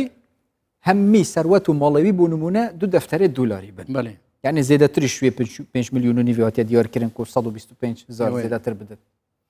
بەس بوان 2 دەفتەرە بازاری پێت کرد بوو نمونەیە بازارێ کڕین و فروتنە تڕۆمبیلە ئێوەیە یعنی ساڵی هەمیە شولی وان 2 دەفتەرات کرد هەر پارێکی بوتێت جیت خۆت ڕاست سەرویژی فەرزە یانژی ئەویت بازاری دەکڕین و ئەوەش کاکە شیوان ئەوە پێی دەگوترێ ئەوش زۆرێک کرد لەوانی کە زەکاتی لەسەر کە پێی گوترێ عروڕ تیجارە بە کوردی خۆمان ماڵی بازرگانی ئەو شخصەیە کڕین و فرۆشتنی دەکات جاکەی خۆیەتی وەکو جەنابەت بەس تشتێکی دینینە نەخوانی هەیە نەکارێکی دی هەیە بەڵام تەبیعەتەکەی مەسەن 2 دەفتەری لەبەردەستیە بەڵام بەو 2 دەفتەرە هەڵدەستی سیارەی دەکڕی لە معرەزی و دەفرۆشیتەوە کە فرۆشتیەوە لەوانەیە 5 وەرەقات چەند جار ئەوەی قازانج دەکات ئەوە مادەم ساڵی لە سوڕاوە 20 زەبەت ئەویش زەکاتەکەی لەسەر واجبە و لە 102 نیوە ینی لە دەفتەرەکێدی بەڵێ عینەن وەکو یەک دیگەیە زەکات هەر لەسەر واجبە تەمام باشە مامۆستا باسی ئەوەت کرد کە زەکاتەکە چەندێک بدرێت چۆنیش بدرێت بەڵام پێت وایە باشترە ئەگەر بە پارە بدرێت یاخود بە خۆراک وە زیاتر بدرێت بە کێش باشە بەریسبەت سەرفترەی دەڕێت تقریبا هەردووکی بۆ نمونە ئەو کەسێک کە 5 میلیۆنەکەی 125 هزارەکە 125 هزارەکە بعد باشترە بە پارە یاخود بە خۆراک بێت ینی بە کامیان باشترە بۆ کێش بێت باشتر مادەم پارەکەبی هەر بە پارە دەبی پارە بدرێت ینی گرنگ ینی ئەگە پارە بۆ هەرە بێ بە پارە بدرێت بە پارە بدرێ بڵێ ئەوە یەک و حتا ئەگەر بێت و دەغڕ و دانیش بوو مەسەن بنمونە کەسێک 100 تەنی واریداتی هەبوو گەنمەکە ئەو گەنمە عادەتەن زۆربەی زانایان دەفەرمون دەڵێ هەر دەغڵەکەی بدات بەڵام ئێستا حالیان عولەما و زانات دەفەرمون دروستە بەدەلی قوتیش کە دەکا پارە لەبەر بەرژەوەندی فەقیر و هەژاران ئەوە دەتوانی ئەو وەختە لە جیاتی گەنمەکە پارەی بدە یعنی توانێت بیخەمڵێنێ بە پارە دەتوانی بڵێ فەرقەکەی لە چدایە فەرقەکەی باوەمان لێ تێکنەسی هەر چەندەشی ماڵی بازرگانیە یاخود لە پارەی کە لە ماڵماندا هەیە بە چەند دەفتەر لە 102 نیوە بەڵام ئەگەر دەغڵ و دانبی لە 100 بەو معنایە ئەگەر ئەو شخصەیە گەنمی فرۆشت یا جۆی فرۆشت ئەو جۆ و گەنمە مەسەن وا دابنێ با دەفتەرێکی بوو دەبی نەکدوو دەبی 2 ڕقام بدە ینی ئەوی دیکە کە دەفتەرەکەت هەبی 2 ڕقە و نیوی دەدەی لە 100 وەنیە 102 نیوە ئاکە دەفتەرێک ناکە 100 وەرەقە وەنیە دوونی بەڵام ئەگەر ئەوە بەدەلی گەرمی بی یا جۆی بی دەبی 2 ڕقەی بدات یعنی ببی خەمڵێنە بە پارە ئەنج دەوەرەخەکەیان لە 100 لە 100 ئەوش هەروەهایە بیزەبەت چێ بە گەنمەکەی دەدا لە 100 چ بە پارەکەی هەر 100 بڵێ باش مامۆستا بوو ژنێ ئەم vێجارێ بە حەسبین ئەوێت زەکات سەردکەوت ژنێ زێڕێ خۆی هەی بوو نمونە ئەم دەبێژین 5 غڕۆمەت هەین کارتینت یه جوانیەیە بەس گێم کاردینت بۆ نمونە ئاهەنگ گێمن یان ژێ تایبەتیژی vê فترێ ئەم زانین یانێ نەخۆشی زێدەتر بووی نەخۆشیە زێڕی چەند سەردکەوت حتا ئەگەر یە جوانیەژی بە ژن بخۆ کارتینت بوو ناف ماڵە خۆیان ژی بۆ دەرێ بەڵێ بڵێ کاکەشبان دیارە زێر دوو بەشیە ئەو زێڕەی کە کرایتە خەشل نەوعێکە و ئەو زێڕەشکەوە هەر لیرەیە یاخۆت بڵین قاتە نەزەم چی پێ دەڵێن ئەوە نەکراوەتە خەشل ئەو کە گەیشتە 20 میسقالی زەکاتی تێدایە 20 میسقال بەڵام خشلی ژنان ئەوە لە بینی زانایان هەندێک اختلاف هەیە مەسەن ئیمامی حەنەفی ڕەزای خوا لێبی دەڵێ لە 20 میسقالی بەڵام سێ ئیمامی دیکە ئەوانە هەندێکیان دەڕێن ئەگەر بێت و زۆریش بی ئافرەتان مادەم خشڵە زەکاتی لەسەر نییە. دیارە دلیل و بەڵگەشیان هەیە حەدیسی پێغەمبەر صلی الله تعالی وسلم کە دەفەرمی لا زەکاتە فی حلی النساء، یعنی زەکات لە خشڵی ژناندا نییە هەر چەند بێت هەر چەند بیت ئەو بە مطلقی. بەڵام ئێمە کە شافعینە ڕزای خوا لێبی حەدەکی وەسەتی وەرگرت دەفەرمی ئەگەر ئیسراف کرا زەکاتەکەی دەکەویتە سەری، ئەگەر زۆر ئیسراف نەکرا جا ئەو ئیسرافکردن و نەکردنەش دایان ناوە بە 200 میسقال. یعنی ئەگەر هاتو زێڕی ئافرەتان گەیشە 200 میسقالی دەبی بەخۆی لە 100 میسقالی 2 میسقالنی بدا کە دەکا لە 200 دەکا 5 میسقال. باش ئەگەر 200 بوو نمونە کابراەک هەی دەوڵەمەندە، یعنی حتا ئەگەر 200 جی هەبن یان ژی زێدەتر هەبن هەندی ئەvê هاتیە دانان دێڕاکە دێشیە دیدت یان ژیش مجموعی کولی وێت زەکاتێ بدە شوێ زیێڕی لە زێڕەکەی ینی ئەو مجموعەیە کە هەیەی مەسەن بەنمونە بڵێن چەندی هەیە 100 میسقال یان 200 میسقال وەنیە ئەم دێدانین 200 میسقال بەگوت ئەو 200 میسقالە ئەو میسقالەکە هەر لە جێ خۆنە ئەتوێت لە زیاتیوی پارەی دەدەی پارەی بە مەگوت چەندێ حتا چەندێ مەسەرەن ژنێ هەبت درستە بخۆب کاربینێت یعنی ئیسراف تێدا نەبێت مەگوت حتا چەندێ عەرزم کردی سەر مەسەبی خۆمان هەندێکیان دەفەرمی ئەگە زۆریش بی قەیناکە بە ژێری عادەت و عرفی خۆیان چونکە شوێن مەسەن احتیمالی هەیە خشڵی ئافرەتی ناوشاری جیاواز بی لەگەڵ ئی گوندان یا مەسەن ئی هەولێر جیاواز بی لەگەڵ دهۆک یا لەگەڵ سولەیمانی ئەوە ئی خۆی ئەگەر لە ئەندازەی خۆی نەچۆ دەرێ ئەو ئەفراتە لە عرف و عادەتی خۆی نەچۆ دەرێ ئەوە کە نەما خشی زەکاتی لەسەر نیە ئەو ئافرەتە لە عرف و عادەتی خۆی نەچۆ دەرێ. بەڵام کە چۆ دەرێ جاوەکو عەرزم کردی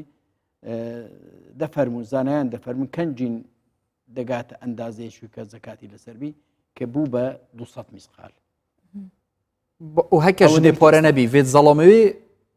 پارێ زەکاتێ بدەت نا بەخۆی لەسەر خۆیتی ئەگەر هەر لەو خشڵی کە هەیە 5 مسقالونیوی لێ بکات دەتوانێت ئەو هەر لە جێ خۆی بی پارەی بدات یاخود دەگە زێڕی هەبی ئەگەر نەیبوو بۆ نمونە هیچ سەرچاوێکی داهاتی نەبوو تەنها 200 مسقالی هەبوو 220 مسقالێکی هەبوو دایناوە 220 مسقال دەبی لێ بدات لەوی بدات لەو زێڕی کرد لەوەی کە دایناوە. ئەگەر کابراەک قەردار بێت بوو نمونە پارێ من منێدایف خەلکی ئەو پارێ من یلدەف خەلکی یعنی پارێ من یلدەف خەلکی من دەینێ داینەف خەلکی ساڵ سەردە دەرباز بی پارێت ببوونن بۆ من نەزەڤڕاندن و زێدەترن شوێ ئەوە کۆ زەکات سەردکەوێت وێت ئەس زەکاتی بدم یانژی من دەینێ دادەف خەلکی حتا بۆ من زەڤڕتەوە شنی ئەزێدم جا ئەوەش بخۆی لێردا دەڵێن زانایان دەفەرمون دوو نەوع دەین هەیە دەینی سەعب و دەینی سەهل قەرزی ئاسان هەندێک ئاسان کامەیە مەسەن بەنمونە ئەتوو دەفتەرێک کرد لە لای منە بەڵام هەر وەختێک کە تەڵەبم لێ بکەی ئەمن دەدەمەوە تو یعنی بەخۆی هەر وەختەشی ئەمە خەرداری تومە هەر وەختەشی داوام لێ بکەی ئەمن پارەکە دەدەمەوە ئەوە کە ساڵ سوڕایە واجبە لەسەر دەتوو زەکاتەکەی بدەیت وازحە.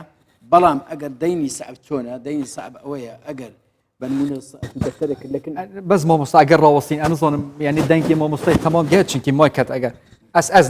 ئەس دێ چێکی مامۆستا ئەگەر تەمام ئەی دەست خۆش هەر بژی تەمام بەڵێ ئەگەر قەرزیش کە بازە قەرزێک شێ بەو مانایەت و دەفتەرێک لە لای نەفەرەکی بەڵام ناداتەوە لەبەر ئەوەی ناداتەوە یان نیەتی یا هەر لەو گۆڕیدا مەسەرەن ئەتوو دەستەڵاتت بەسەری دانیە ئەوە هەندەشان دەفەرمون لە کاتێکدا کە وەرد گرتەوە ئەوە دەتوانین ساڵانی چەند ساڵ هەندەشی دەفەرمون تەنها لەبەر ئەوەی کە غەسبی کردووە ئەو وەختێک کە چەند ساڵی گرتووە تەنها ساڵشی دەدەی و خەلاص یعنی بتنێ ساڵێکی بوون نمونە 3-4 ساڵە دەینێ من دەخەلکی یەختێ من وەرگرت ساڵێکی لەبەر ئەوەی چونکە وەکو داژی کردنی کرد یان ناداتەوە لەبەر ئەوەی بووە. ئەگەر تا ئەو دەوێتە بە حەزکرد مامۆستا بەری ئەم دەرباز بین ئەس شێم داخوازێشتا بکەم و شتە وەرگرم بەس دەبێژم هەموو ئەزجێنە وەرگرم حتا ئەبخۆتینە درستە ئەو لەو حاڵەتەیدا هەموو ساڵ کە سوڕایەوە تو واز بە زەکاتەکەی بدەیت هەمیە هەمووی چەند ساڵن چەند ساڵن بەڕێ تەمام باشە مامۆستا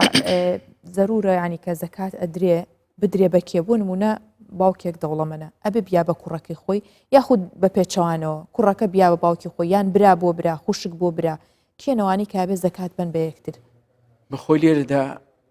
قورآانی پیرۆز بۆ ئێمەی بەیان کردووە 8 سنفن 8 سنف کە ئەوانە زەکاتیان پێدەدرێت إنما الصدقات للفقراء والمساكين والعاملين عليها والمؤلفة قلوبهم وفي الرقاب والغارمين وفي سبيل الله وابن السبيل أوانا كدري عادة بو فقير ومسكين ذات طبعا لا زانایان فرق دەڵێن فەقیر کامەیە و میسکین کامەیە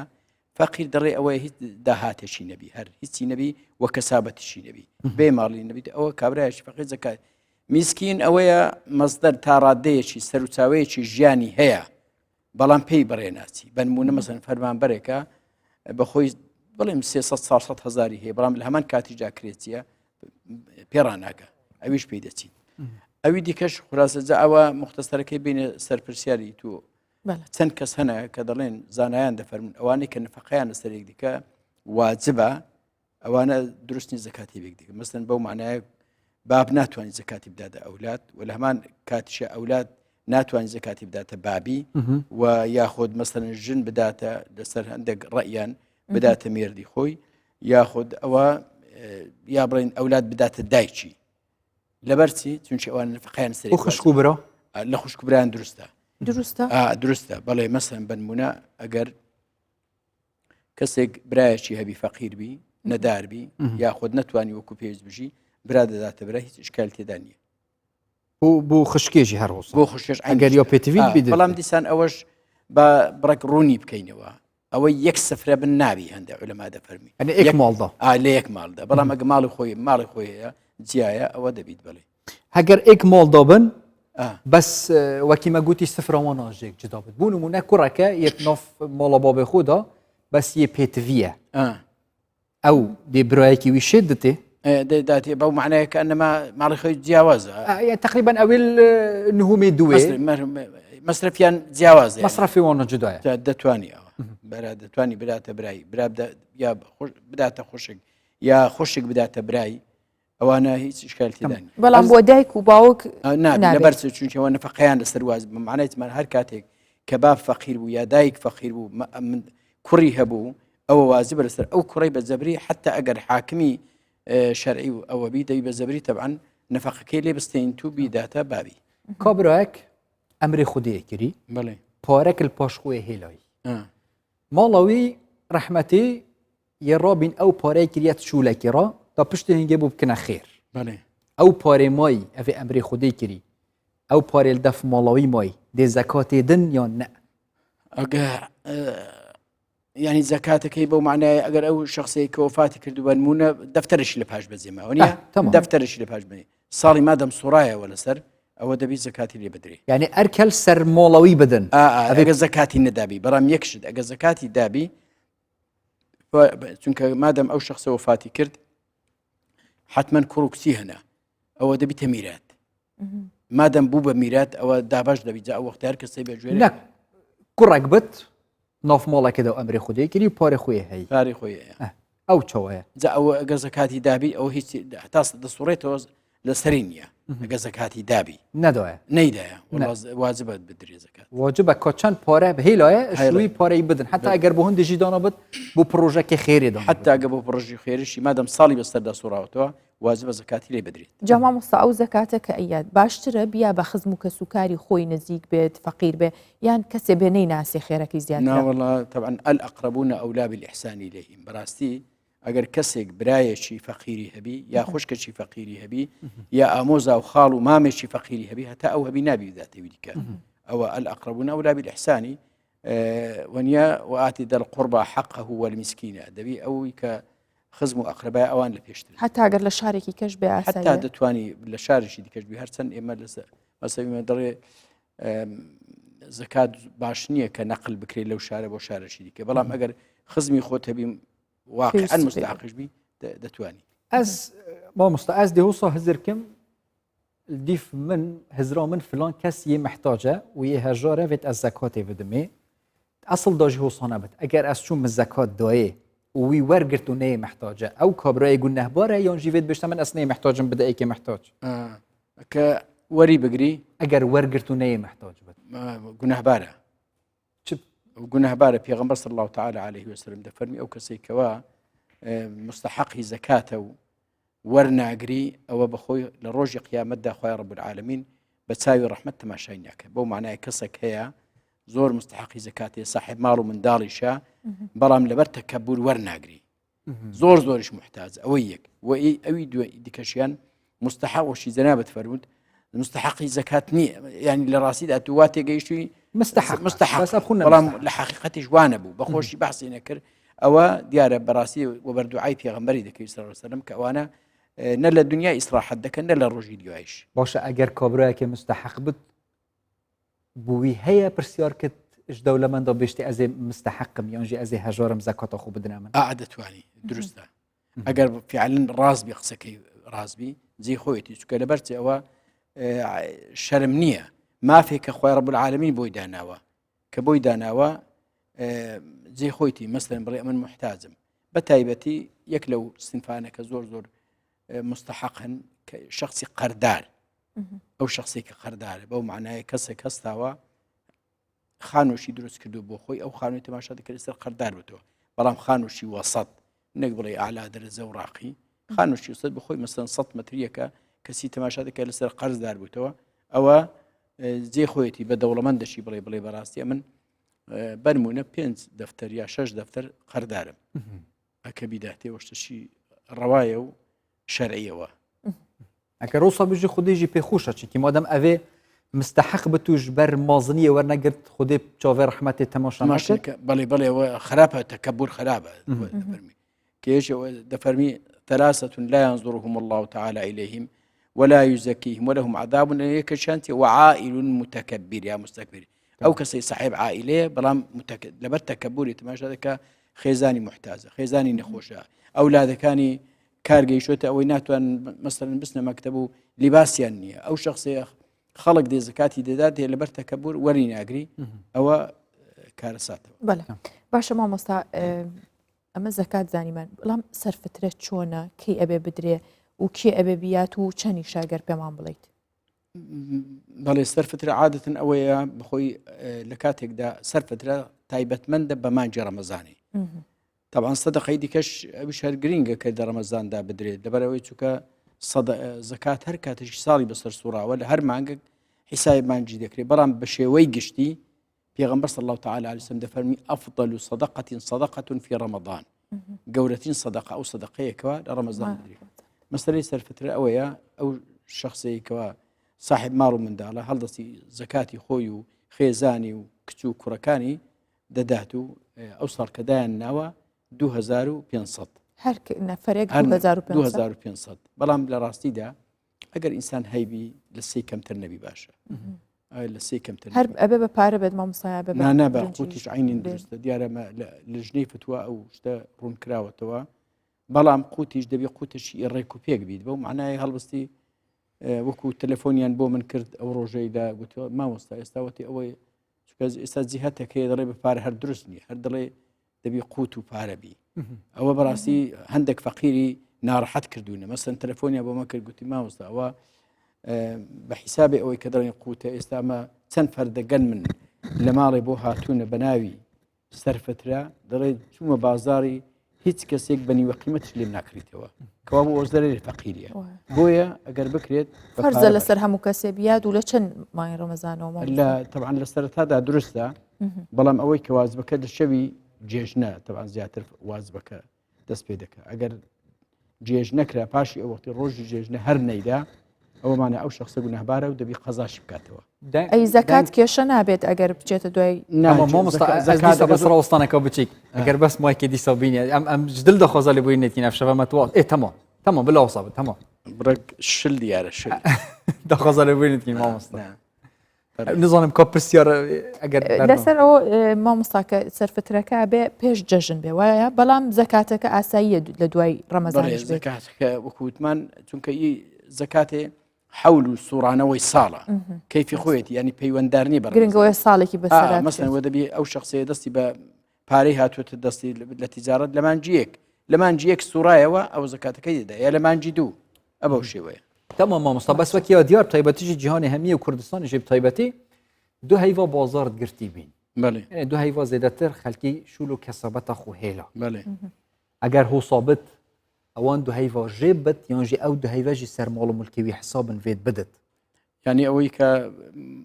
شور نەکردە نەیکردووە پارەوی وەکی خۆە چ لێ زێدە نەبیە وەکیان بێژین ساڵ یعنی 12 ڕاستە ئەگەر دیف حسابەمەیە ئەف ساڵەیە کۆرۆنایە بت خودێ نەهێلایە شناوە بتیشڵە دوهەیڤ یەشول و کەسابەتە خەلکی ژێ چوین بەڵێ بەڵێ ئەو دەف خودێ دوهەیڤ ژێبت یان ژیڤێت هەر 12 هیڤێت کۆ ئەوە دەزانی کاکەشبان یەکشت هەیە لە گۆڕدا حیسابی ئاخیرەکەی دەکرێت بەو مانایە ئەگەر شخصێک هەستا لە مانجی یەک تیجارەت و بازرگانیشی کرد بە دوو دەفتەران لە سەرەتادا ئەو دوو دەفتەران هەر ڕۆی هەتا گەیشتە مانج ساڵ سوڕایە بوو تەماشای کرد بوو بە 4 دەفتەر ئاز دەکەی با 3 ڕۆژ پێشی ئەو سوڕانەوەی بی دوو دەفتەر بوو بە 4 دەفتەر دەبی هێر سواری بدە بە پێچەوانە ئەوزە ئەگەر هاتو دوو دەفتەری هەبوو بەڵام خسارەت بی خەسارەت بوو لە دوو دەفتەر بوو بۆ دەفتەرشی یا بوو بە نەفدەتەر هەر ئەوەندەی دەدا تو مەبەستەم تێ نەگەشتی بوون بوونە مانجی پاری ڕەمەزانێ کابرا زەکاتی خۆیدایە زەکایدای بڵێ ئەو ساڵ بووە 12 مان یعنی دیسان بووە ڕەمەزان بۆ ڕەمەزانە بەڵام دوو مانگ کابراکە ئیشی نەکردیە یعنی ئیش و کەسابەتی هەموو شتێکی ڕاوەستایە بەڵێ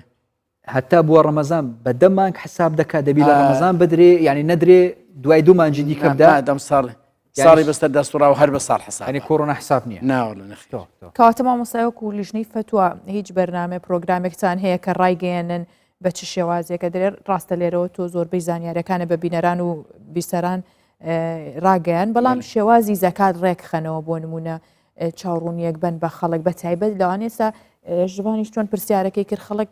پرسیاریەوەی لا دروست بوو بارودۆخی دارایی تێک چووە بە هەر شێوازێکتر بێ کۆرۆنا زۆر شتی گۆڕی یعنی ئێوە هیچ شتێکتان هەیە ئایا ڕایگەیەنن وەکو لیژنەی فتووە ینی وەکو چی بڵین بۆ نمونە لە کۆنگرێ وەکو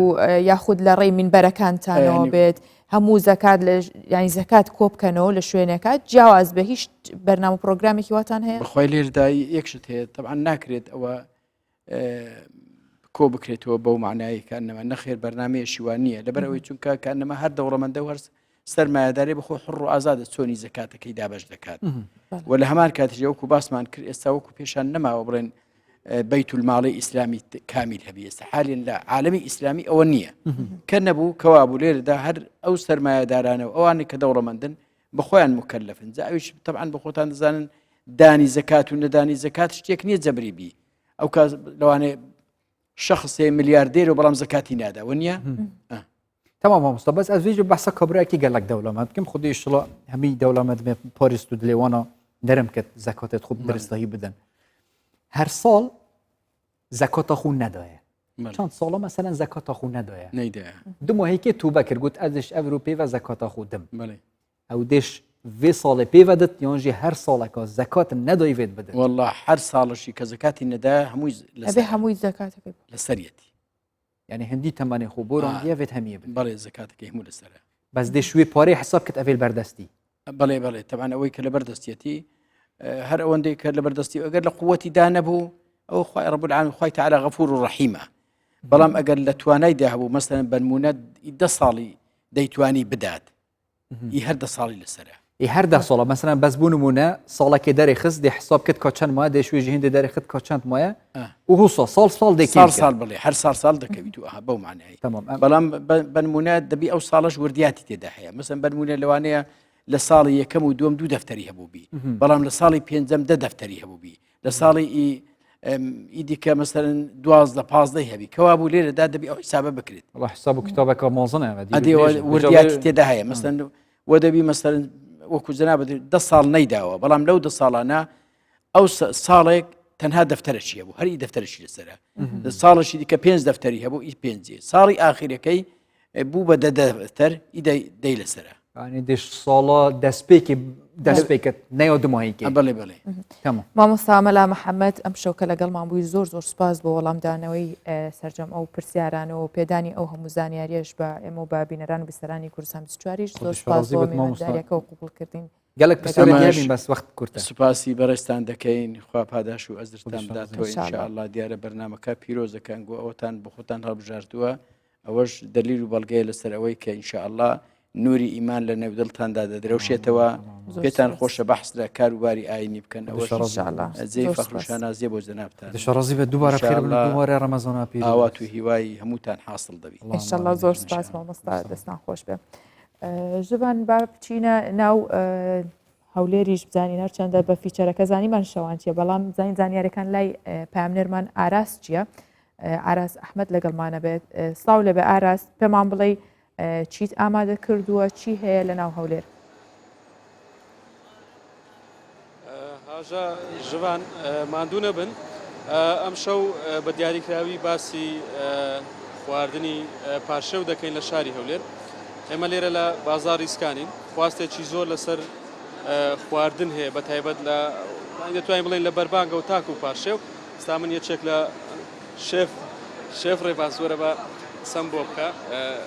زیاتر پێم لێ خەڵک چ خواردنێک دەخوا والله عادەن خواردی بەیانیان ماست و قەیماغ و سەرت و هێلکە و میغلەمە ئەو شتانە دەڕواتن ئەو شتانە دەڕوان زیاتر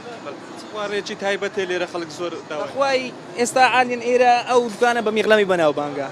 میغلەمێ تەماتە و پیاز گۆشت وێلکە تێکردەکەی یعنی ئەو دوکان ئێستا بەو شتەی بەناو بانگە یعنی شتە زیاتر دەڕوان خەڵک شتی برژاویش دەخوات یعنی خوارد بەخوای وەکو چەند ڕەمەزانەکانی تر نییە یعنی بازار بێ ئەوە پێوە دیارە بێ بازارێکی زۆری پێوە دیارە ینی وەچ ڕەمەزانەکانی تر نییە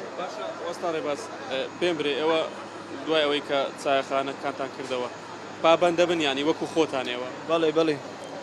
پابەندەکە چییە کەمامەیە و دەستەوانی ئۆشتانەیە بەس برین بە جێرەی ئەوەی ئێستا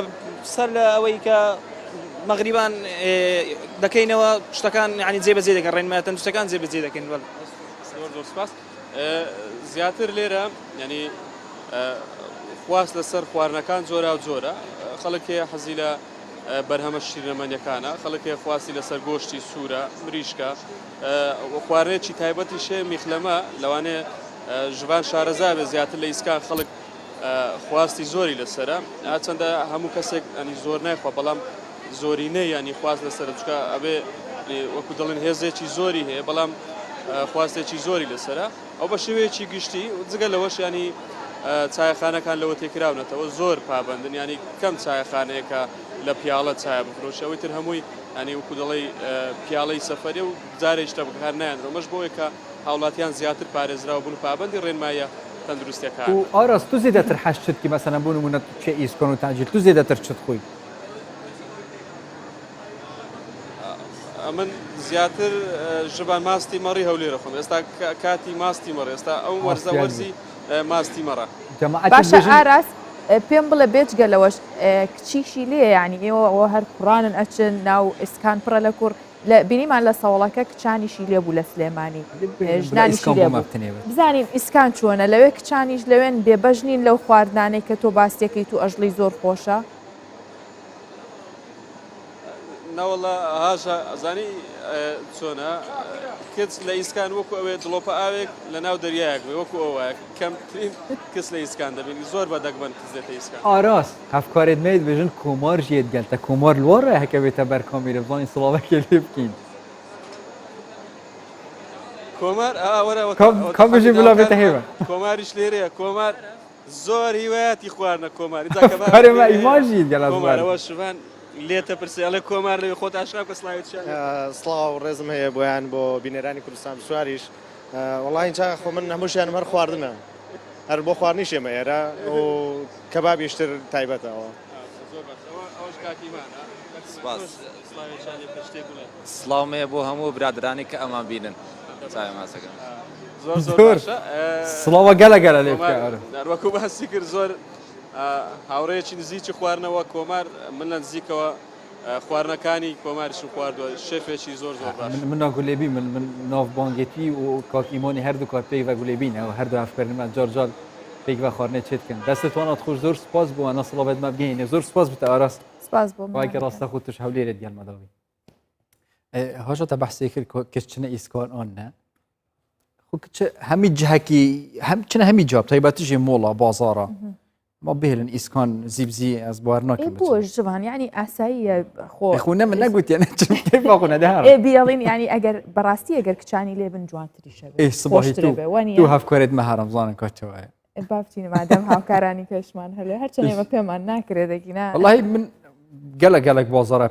bazareke zêde zêde pêxweş e hem îskan hem tecîl pîviyeke zêdetir xizmeta van ciha bêtekirin taybetî jî hêviya wê ekê Ewropê ve trombêl yekcarî neçinde gelek xweştir be. خۆشتر بێ و کاتە لەوانەیە بتوانن هەموو خەڵکیش خێزانەکانیش هەر بڕۆن داش ئیسکان و تعجیل دیر کە میزانی کا چی هەیە بابزانین کە ئێستا وەرزەکە بەرە و گەرما ڕواژبان جوتیارانیش خەریکی وەرزی دوورینەوەی پێڵەن کە وەرزی دروێنەکردنی دەخڵ و دان لە دەشتایەکانی دەڤەری گەرمیان دەستی پێ کردووە و جوتیاران لە ژێر پلەی گەرمای بەتین بە ڕۆژوشن خەریکی دروێنەکردنی گەنم و جۆ ئەو دەغڵەکانیان نەبن کە جوتیاران و شۆفێری ئامێری دەڕاستەکەش هەمویان بەیەکەوە خەریکی دوورێنەکردنن هەرچەندە کارەکان لە مانگی ڕەمەزانە زۆر سەخت و دژوارتر بووە بەڵام کۆکردنەوەی ئەو بەرهەمە و ساڵێکی تەواوە بەرهەمی ڕەنج و ماندووبوونیانە بزانین چۆنە و چەنە گرنگە لای ئەوان کە کامێرای پاشیف جوتیارانی ئەو ناوچەیە بەسەر کردوتەوە ناوچەی پێبازە لە دەشتی گەرمیان بزانین بابێکۆ بیبینین و چۆن ئەو بەرهەم جوتیار چاوە بەحسی زەحمەتیتی چ حتا سبەیان بزانین مەسەن بێژین زەحمەتە هۆسای مرۆڤ نزان حتا خۆیان خوددانی کاری خوب بەحس نەکرد بەرەو ژیانە جوتیاریە و درینە گەنم و جەهی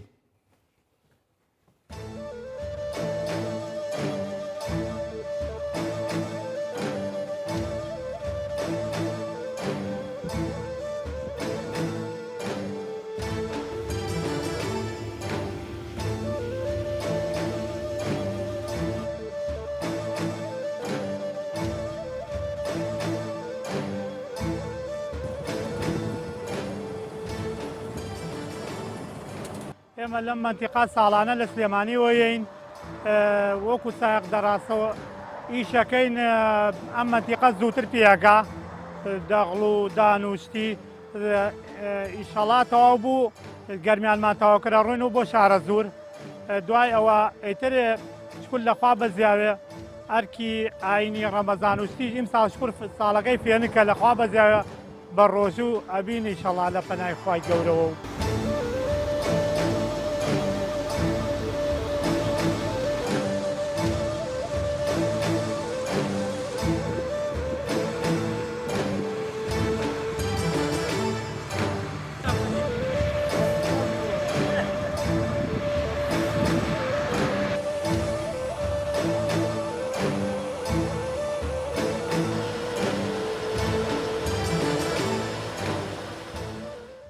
قوربان دەڕاستەمە یەکەم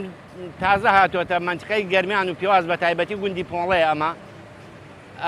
درێنەی جۆ دەستی پێ کردەوە و هێشتاکێ گەنم ماوێتی تقریبان بۆ هەفتەیەکی تر مەگەر دەرچێ گەنم دەست پێ بکە من وەکو سایەگڵابە کە دەغڵەکە بار ئەەکەم ئەیبم بۆ شوێن خەرمان و هەم خۆم سایەگڵابش و خەڵکی ئەم گوندەیشم هەم وەکو سایەگڵابەیەک هەم وەکو فەلاحێکیش ئەو زانیارانی کە هەیە ئەلحەمدولیلا ڕێژەی باشە خراب نییە بە پێی لە گۆرەی ئەو موشکە ساڵانەوە ئەو شتانە ئیمساڵ ئەلحەمدولیلا باشە و لەخوا بەزیابێ.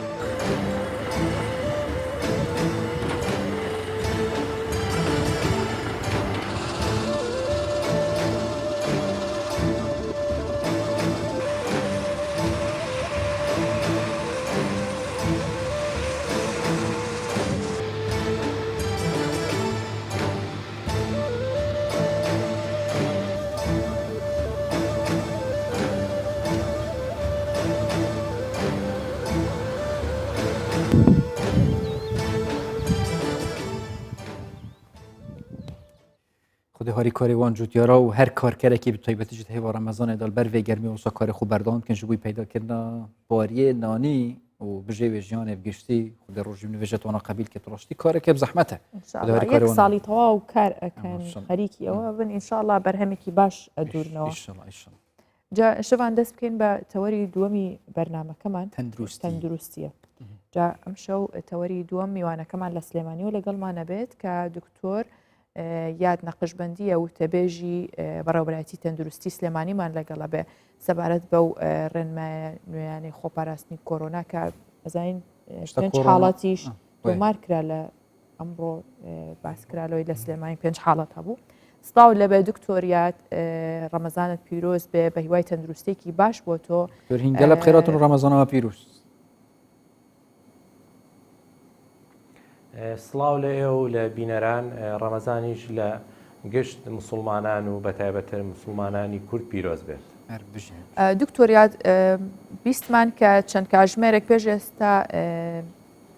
تقریبان لە هەواڵەکانی ئەمڕۆ کە زانیمان چەند کەسێک تووشی کۆرۆنا بوون. ئەوە چۆن بووە ئەو کەسانە چۆن توش بوون بەرکەوتەی چی بوون هەمویان ئەندامی یەک خێزان بوون؟ بەڵێەوە خۆتان ئاگادارن دوێنێ لە ڕاگەنراوێکی وەزارەتی تەندروستی حکوومەتی هەرێمی کوردستان بڵاو کرایەوە کە حاڵەتێکی نوێی توشبوون بە ڤایرۆسی کۆرۆنا لە شاری سلێمانی دەستنیشان کرا کە پیاوێکی تەمەن 55 ساڵ بوو و ئێمە کە هەر حاڵەتێکی نوێ بێ وەک پێشتریش ئاماژەمان پێداوە ئێمە چەند تیمێکمان هەیە و شاری سلێمانی و هەڵەبجەشمان کردو بە چەند زۆنێک ئەندامێکی ئەم تیمەکە لە ناو زۆنەکانە کار دەکات ئەوەی بە دوواداچوون بۆ ئەو کەسانە بکات یاخود ئەو کەسانە لە کەمترین ماوە بدۆزێتەوە کە بەرکەوتەی ڕاستەوخۆی کەسە توش بۆکە بوون ئەو کەسەی کە دوێنێ توش بوو خۆی نیشانەی هەبوو بوو و سەردانی کلینیکی علی ناجی کردبوو لێ پشکنینی بۆ کرابوو پاشان لە سنتەری کۆرۆنا لە سەرچنار دووبارە و سێبارە پشکنینەکەی بۆ ئەنجام درایەوە و پۆزتیڤ بوو بۆ ئێمە دەست بەجێ هاتین ئەو کەسانی کە بەرکەوتەی ڕاستەوخۆی و کەسی نزیکی توش بۆکەن لە کەمترین ماوەدا هەر لە هەمان ڕۆژدا ئەو کەسانەمان جیا کردەوە و پشکنینمان بۆ ئەنجامدان کە بەداخەوە 5 حاڵەتی تری تێدا پۆزتیڤ دەرچوو کە هەمویان بەرکەوتەی ڕاستەوخۆی توشبۆکەی دوێنێ بوون و هەر کەسوکاری خۆین و کە خێزانێکن بە یەکەوەن و ئێستا ئێمە لە بەدووادا چوونین بۆ هەموو ئەو کەسانی کە بەرکەوتیان لەگەڵ ئەم 6 کەسەی ترا هەبووە چکە کەسەکەی دوێنێ کە توش بوو بووە کەسێکی کاسبکار بووە و خۆشتان ئاگادارن ئێستا دۆخی ژیان بەرەو ئاسایی بوونەوە ڕۆشتووە واتە ئەمە خەڵکیکەی دیوە و وەچێتە دەرەوە بۆ کاروباری و دابینکردنی پێداویستی ڕۆژانی خۆی و ماڵ و مناڵەکەی ئێستا ئێمە لە بەدووادا چونداین و بۆی بتوانین هەموو ئەو کەسانی کە بەرکەوتەیەکی ڕاستەوخۆیان لەگەڵ ئەم یاخود ئەندامانی خێزانەکەی هەبووە لە کەمترین ماوە بدۆزرێتەوە و پشکنین بۆ ئەوانیش ئەنجام بدرێت. باش دکتۆر خودی سڵامەتی بدت ئیشڵا ئەوژی دەمەکە نزیک داش کۆرۆنای خلاص بم بەس vێری پرسیار ئەوە یعنی خەڵک کوساتێت گەن ئیدی مەترسیا کۆرۆنای نەمایە هین وەکە شارەزا تایبەتیژی بوارێ تەندروستیدا نوکەل هەرێما کوردستانی بگشتی و تایبەتیژی سلێمانیە مەترسیا کۆرۆنای چەندش سەدەی وایە؟ خۆی ئێمە کە باسی مەترسی کۆرۆنا ئەکەین نەمانی مەترسی کۆرۆنا تەنها لە شاری سلێمانی و هەرێمی کوردستانە نیە ئێمە بڕیار بدەین لەبەرەوەی ئەم نەخۆشیەکی جیهانیە ئانی شتێک نییە لە ناو شاری سلێمانیان هەرێمی کوردستانە دروست بوو بێ و هەر لێرەش کۆنتترۆل بکرێ ئێمە خۆ دەزانی کە خاڵێکی سنووری زۆرمان هەیە لەگەڵ وڵاتی بۆ نمونە ئێران هەروە لەگەڵ ئەو وڵاتانی کەش کە لە ڕێگەی هێڵی ئاسمانیەوە تاوەکو حاڵەتێک مابێت لە جیهاندا تۆ ئەگەری بوونی حاڵەتی نوێیان دەستنیشانکردنی ڤایرۆسی نوێ دەبێت لەبەر ئەوە نەمانی مەترسی ئەوە دەستەواژەیە کە جارێ زووە بۆ ئەو بڕیارە بەڵام ئێمە توانین بڵین دۆخەکە لە ژێر کۆنتترۆڵایە بەمانای ئەوەی ئێمەکە لە ئێستاشدا ئێمە دەتوانین بە دوای حاڵەتەکانە بڕۆین و ئەگەر حاڵەتێکی شەبێ لە کەمترین ماوە بەرکەوتەکانی بدۆزینەوە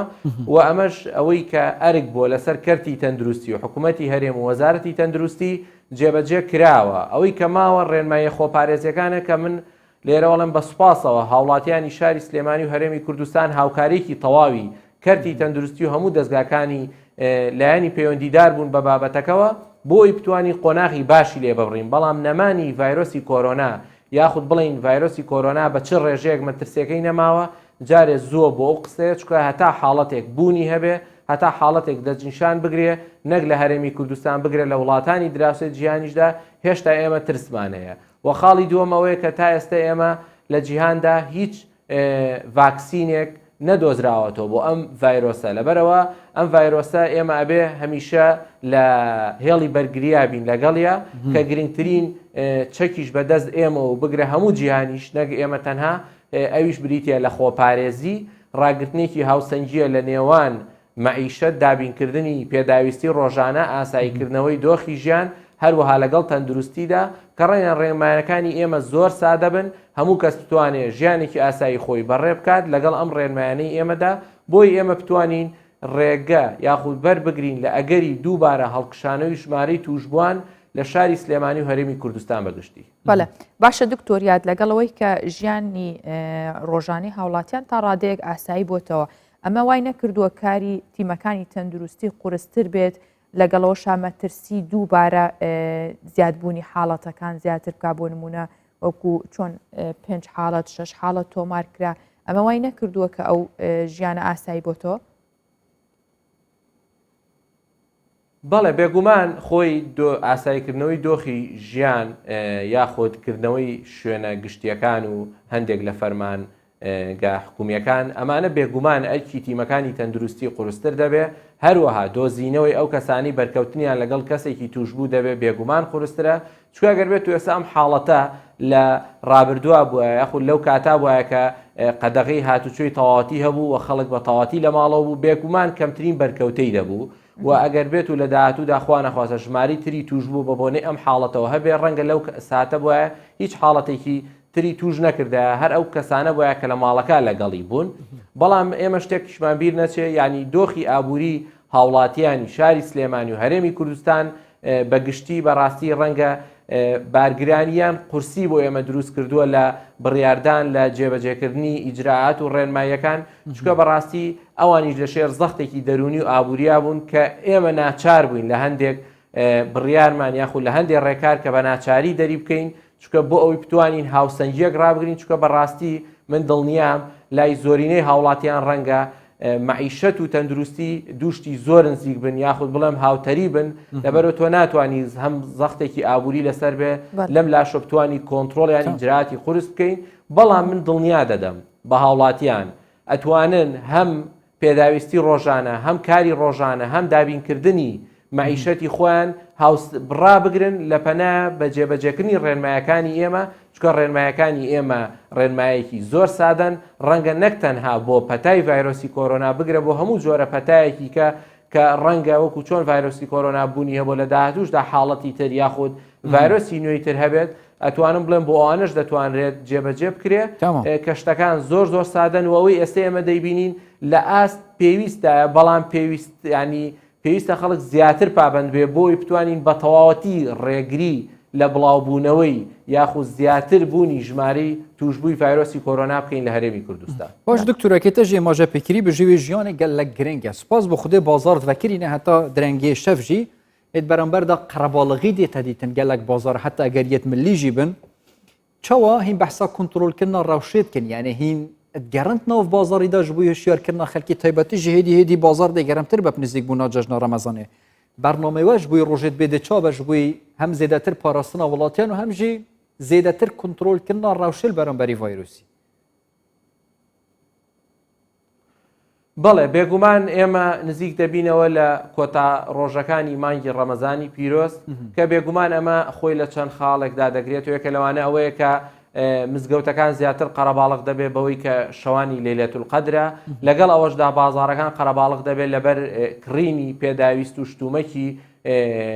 جەژن کە بۆیە ئێمە لێرەوە داوا لە هاوڵاتیان دەکەین وەکو چۆن لە ڕابردوودا هاوکارێکی تەواوی حکوومەت و هەروەها کەرتی تەندروستی و لیژنەی باڵای بەرەنگاربوونەوەی ڤایرۆسی کۆرۆنا بوون بە هەمان شێوە هەمان بن لەگەڵمانەوە هاوکارمان بن و بێگومان ئێمە لیژنەکانمان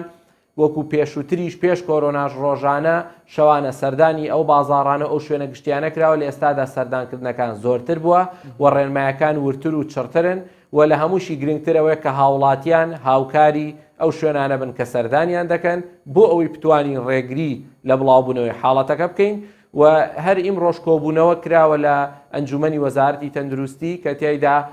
بەڕێز بەڕێوەبەری گشتی تەندروستی سلێمانیش هەر بەشدار بوو تا ئەم ساتەژ ئەوان لە شاری هەولێرن کە ئەمە بۆ ئەوەی بتوانن چۆن ڕێکاری نوێ هەروە ئیجراعاتی نوێ بکرێت بۆ ئەوەی ڕێگری لە قەرەباڵغی یاخود ڕێگری لە پابەند نەبوونی هاوڵاتیان بکەین لە چەند ڕۆژی داهاتوو تاکە بێگومان قەرەباڵغی زۆر لە بازارەکان هەم بە حکمی ئەوەی کە شەوانی لەیلەتول قەدریشە خەڵکێکی زۆر سەردانی مزگەوتەکان دەکات بەڵام ئەتوانم بڵێم من دەستخۆشی لە هەموو مسلمانانی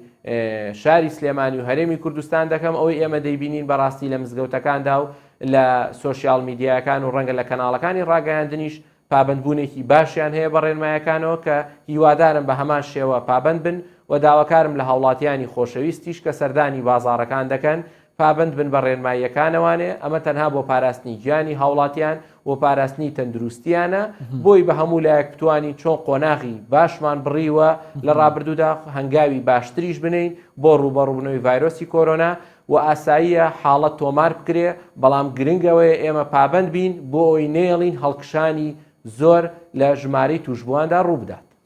دکتۆرە زانین کە تقریبان 2 مانگ 3 مانگێک خەڵک زۆر دوور بوو لە یەکەوە لە ماڵەوەمانەوە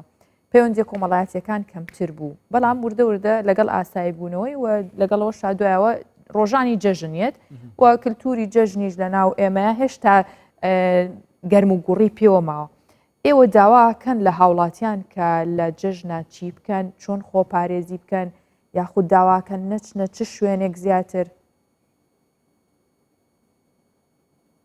بەڵێ بێگومان ئێمە کە باسی ڕێنمایەکانمان کردووە توان بڵم لە 2 خاڵی سەرەکی و زۆر سادا بۆ یەکێ لەوانە کە ئەوەیە نێوەندی نێوان هەموو کەسێک لە شوێنە گشتیەکان مەترێکیان 2 مەتر کەمتر نەبێت لەگەڵ بەکارهێنانی پێداویستی خۆپارێزیەکان بە تایبەتی کە سەردانی هەندێک شوێن دەکەی بۆ کڕینی شتومەک یاخود سەردانی هەر شوێنێکی گشتیکەی بکەی ئەم پێداویستیانە بەکاربێنی و ڕێنمایی ئێمە بۆ هاوڵاتیان بەڕاستی لە ڕۆژانی جەژندا بەڕاستی بۆ کاری پێویست نەبێ بە هەمان شێوە چۆن پێشتری ژوتومانە نێنە دەرێ و هەروەها سەردانکردن بە هەموو شێوەیەک نەکرێت بۆ ئەوەی بتوانین کە ئەوەی کردومانەوە ئەوەی تێمان پەڕانەوە بەڕاستی نەگەڕێنەوە خاڵی سفر هەمووی بە هەمانگی و ئەرکی سەرشانی هاوڵاتیان بووە ئەوەی کەرتی تەندروستی و لایانی پەیوەندیدار و حکوومەت کردوێتی تەنها واجبێکی خۆمان بووە بەڵام ئەوەی کە جێی دەستخۆشی ئێمە شانازی پێوە دەکەین پابندبوونی هاوڵاتیان بووە و بەڕاستی خەڵک ئەبێ لە بەرچاوی بێ کە هێشتا لە وڵاتە زۆر پێشکەوتوەکانە کە کەرتی تەندروستی بەڕاستی تێیدا پێشکەوتووە حاڵەتی گیان لە دەستدان هەیە بگرە لە کەسانێکە کە تەمەنیان گەنجە لە کەسانێکە کە هیچ نەخۆشیێکی تریان نەبووە کە ئەمەش ئاماژەیەکی مەترسیداردا ڕەنگە ئێمە لە چەند پارێزگایەکی خواروی عێراقیش هێشتا حاڵەتەکە لە قۆناغێکی هێڵی سوورا بێ یاخود قۆناغی سوورا بێ بۆیە تکا دەکەم لە هاوڵاتیان پابند بن بە تایبەتی لەم چەند ڕۆژەی داهاتوودا کە قەرەباڵغەیەکی زۆر لە بازاڕەکاندا دەبێت تەنها ئێمە ناڵین خەڵک نەچێ پێداویستی ڕۆژانی جەژنی خۆی نەکرێ ئێمە ناڵین خەڵک لە ماڵی خۆیان جەژن نەکە با خەڵک لە ماڵی خۆیان جەژن بکە با خەڵک لە ماڵی خۆیان بۆنە ئاینیەکان زیندوو بکاتەوە با خەڵک سەردانی مزگەوتەکان کات بۆ جێبەجێکردنی ئەو بۆنە ئاینیانی کە هەیەی بەڵام لەگەڵ پابندبوون بەو ڕێنمایانەی ئێمەوە کە دڵنیایان دەدەمێت تەنها پابند بن بە ڕێنمایەکانەوە دەتوانین کۆنتترۆلی دۆخەکە بکەین باشتر و هەنگاوی باشتر بنین لە داهاتوودا. دکتۆر گەل پابندبوونە وڵاتیان پڕێنمایش بووی خۆ پاراستنش ڤایرۆسە کۆڕۆنا سوپاس بۆ خودی پابندی گەلێک یا باش بیە بەس کارێوە تایبەتیژی وەکە ڕێڤەرتیا تەندروستی وەزارەتە تەندروستیژی گشتی حکوومەتێ ji بووی ڕۆژێت بێ دەچابە بۆ نمونە ئەس بەحسا تعقیمکردن یانجی دەرمان ڕەشاندنە هەم مزگەفتە و ناو بازارە بکەم و بەرنامەکە تایبەتدانە ji بووی ڕۆژێت بێت یانجی هەر بەکە ڕۆژێت دەرباز بووی بێت. بەڵێ ئێمە ئەو خۆتان ئاگادارن کە پاژۆی بڕیار درا لەلایەن وەزارەتی ئەوقاف و کاروباری ئاینیەوە بەکردنەوەی دەرگای مزگەوتەکان ئێمە پێش ئەوە وەکو بەڕێوەبەرایەتی گشتی بە هەمانگی بێگومان لەگەڵ وەزارەتی تەندروستیدا هەموو ئەو مزگەوتانە دەرمان ڕێژ کران و تاقیم کران هەروەها پێشتریش پێشەوەی بڕیار بدرێت لەکردنەوەی بازار و شوێنە گشتیەکان ئێمە تاقیم و دەرمان ڕێژی ئەو شوێنانەمان کردووە و ئێستش بەردەوامین لەو کارە و هەر شوێنێکیش کە ئێمە بە گومان بین لێ یاخود پێویست بێت یاخود شوێنێ بێت کە قەرەباڵغی لەسەر بێ و پێویست کرێت تاقیم کرێتەوە تاقیم دەکرێت و ئێمە بەردەوام لەسەر هێڵین بۆ ئەنجامدانی پشکنینی هەڕەمەکی و بە دوواداچوونی ورد بۆ هەموو ئەو شوێنانی کە قەرەباڵغین بۆ ئەگەر هەر حاڵەتێک بە گومان بین یا شوێنێکە زۆرترین بەرکەوتەی تێدا ئەگەر حاڵەتێکە بێ نەمادۆزی بێتەوە ئێمە هەمیشە پشکنینی هەڕەمەکی دەکەین لە شوێنە گشتیەکان هەروەها کلینیکی عەلی ناجیش لە ئێستادا بەردەوام کراوەیە بۆ هەموو هەر حاڵەتێکە کەسێک بە گومان بێت لە هەر نیشانێک کە هەی بێوەکو ئەو حاڵەتەی دوێنێ کە کەسەکە خۆی بە گومان بۆ لە نیشانەکانی و سەردانی کردو لەوێ پشکنینی ئەنجامدا. باشە دکتۆر ئەو کەسە کە خۆی هات سەردانی کردن دواتر ئێوە لێتان پرسی بڵین چەند هینی هەبووە مامەڵی هەبوو یاخود بەرکەوتەی هەبووە لەگەڵ خێزانەکەی یاخود لە شوێنی ئیشەکەی ئێوە یەکسەر سەردانتان کرد تیمەکانتان نرد؟ بەڵێ ئێمە پێشووتریش ئاماژەم پێداوە ئێمە هەموو شاری سلێمانی و هەڵەبجەمان کرد بە چەند زۆنێک لە سەرەتای ڕێکارەکانی ڕوبەڕوونەوەی ڤایرۆسی کۆرۆنا لە هەر زۆنێک چەند تیمێک بوو ئەندامێکی تیمەکە یەکێک لەو تیمانە کاری بە دوواداچوون بوو بۆ بەرکەوتن بۆ ئەوەی لە کەمترین ماوایە بتوانین بازنەی توشبووەکان بچوو بکەینەوە و بیاندۆزینەوە بێگومان کە ئێمە کەسێک سەردان دەکات پاژەوەی کە بەگومان بین لێی ڕەنگە هەندێک نیشانەی هەبێت کە یەکسەر ئێمە بەگومان بین لە کەسەکە یاخود پاش دەرچوونی نەتیجەکەی ڕاستەخۆ سەردانی شوێنی کارەکەی هەروە وەرگرتنی تەواوی زانیاری لە کەسە توشبووەکە دەکرێت کە بە سوپاسەوە هەمانگیەکی باشمان لەگەڵ دەکەن و بۆی بتوانین لە زووترین کاتە بگەینە ئەو کەسانی کە بەرکەوتەی هەبوو لەگەڵەیە ئەو بوو ئێمە یەکەم هەنگاو کە تیمەکە کەسەکانی ئەو کەسانە بۆ کە بەرکەوتەی ڕاستە خۆی هەبووە کە پشکنین بۆ هەمویان ئەنجام درراوە کە تایدا 5 حاڵەتیان پۆزتیڤ بووە و ئێستا ئێمە بە دوواداچوون بێگومان بۆ ئەم بۆ هەر یەکێک لەم 5 بزانین بەرکەوتەی لەگەڵ کێ هەبووە شوێنی کارەکەی چی بووە چکارە بووە سەردانی کوێی کردووە بۆی بتوانین ئێمە هەموو ئەو کەسانە لە کەمترین ماوەیە چکە گرنگترین شت کاتە بیاندۆزینەوە و پشکنینیان بۆ بکەین و ڕێگری بکەین لەوەی کە کەسانی تر توش بکەن لە داهاتوودا. دکتۆر بارودۆخیان چۆنە ئەو 5-6 کەسە ڕەوشی ئەو تەندروستیان ئێستا جێگیرە یاخود چۆنە؟ بەڵێ کەسی یەکەم کە سەردانی کلینیکی عالی ناجی کرد هەندێک نیشانەی هەبوو بەڵام پاژەوەی کە دەستنیشان کراوە داخل کرا لە نەخۆشخانەوە لەلایەن پزیشکانی پسپۆڕەوە چارەسەر و چاودێری بۆ ئەنجام درا باری تەندروستی باش بوو و نیشانەکانی ئەتوانم بڵێم زۆرینەی بەرەو باشبوون ڕۆی و ئەو 5 حاڵەتەی تریش هەندێکیان چەند نیشانەیەکی سادەیان هەبووە کەوانیش ئێستا لە ژێر چاودێری هەروە چارەسەری پزیشکی پێویستیدان لە سنتەری ئەو نەخۆشخانانی کە تایبەت کراوە بە کۆرۆنا لە شاری سلێمانی. دکتور ویجارەی از بەحسای دەکەیم کە سوپاس بۆ خودێ حتى و کە ئەوێت بەرین و کە توش بین وش ڤایرۆسی خلاص بین چه حالەتێ تووسەناتینە تومارکردن و دووبارە توش بێت وێری پرسیار ئەوە ئەوێت توش بە توش ڤایرۆسی خلاص بێت مەترسی هەیە دووبارە توش بێت یانژی بەرگریە لە شەوی پێستر کەوت زێدەتر دویری ڤایرۆسی و توش بین و ڤایرۆسی کەوت. بەڵێ ئێوە خۆتان ئاگادارن ئەم ڤایرۆسە ڤایرۆسێکی نوێیە واتە توێژینەوەکان لەسەر ئەم ڤایرۆسە جارە هیچ دەرئەنجامێکی 100% نییە و بەردەوام توێژینەوە دەکرێت و ڕەنگە توێژینەوانە کاتی زیاتری بوێ و با بڵین بە دوواداچوونی ورتری بوێ بۆیە تا ئێستا ئێمە ئەوە نییە 100% بڵین ئەگەر کەسێک توش بوو توش نابێتەوە لەبەرەوەی حاڵەت تۆمار کراوە لە جیهاندا کە کەسەکە توشبووی ڤایرۆس بووە ڤایرۆسی کۆرۆنا بووە پاش وەرگرتنی چارەسەر چاک بۆتەوە بەڵام لە داهاتوودا جاری کە توش بووەتەوە بۆیە ئەمە ئەگەرێکە بڵێ واری دەکە ئەم حاڵەتە ڕوو بدات بەڵام ئەوەی کە تا ئێستا لە هەرێمی کوردستان و شاری سلێمانی حاڵەتی لەو جۆرەمان نەبووە و هیوامان وایە کە لە داهاتووشدا حاڵەتی لەو جۆرە ڕوو نەدات. دیری ڤایرۆسی بنهین و هەمی تەماشاوانمە دکتۆر یاد نەخشبەندی پەیفدارێ ڕێڤبەرتیا تەندروستی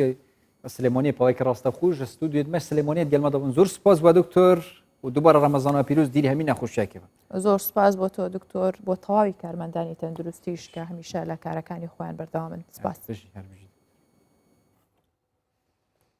کە بەرەف چ بچین هەژە بەرەو لای گەنجێکی ئازار لەم ڕەمەزانە بزانین ئەو گەنجە لە دانیشتوی شارە زورە ئینشاءڵڵا بێ بە شارێکی گەورە شارە زور ماوەی 5 ساڵە تاکە ڕاهێنەرە کە لەسەر ئاستی هەرێمی کوردستان و عێراق بۆ فێرکردنی هونەری بەرگری ئەو ئێستا سەدان فێرخوازی هەیە و لەگەڵ ئەوەش چەندین ئارەزوومەندی ئەو وەرزشەی تا ئاستی بڵێن وەک خۆی کە پێیگەیاندون و تا ئاستی ڕاهێنەری فێری کردوون ئەو هونەرە بەتابەت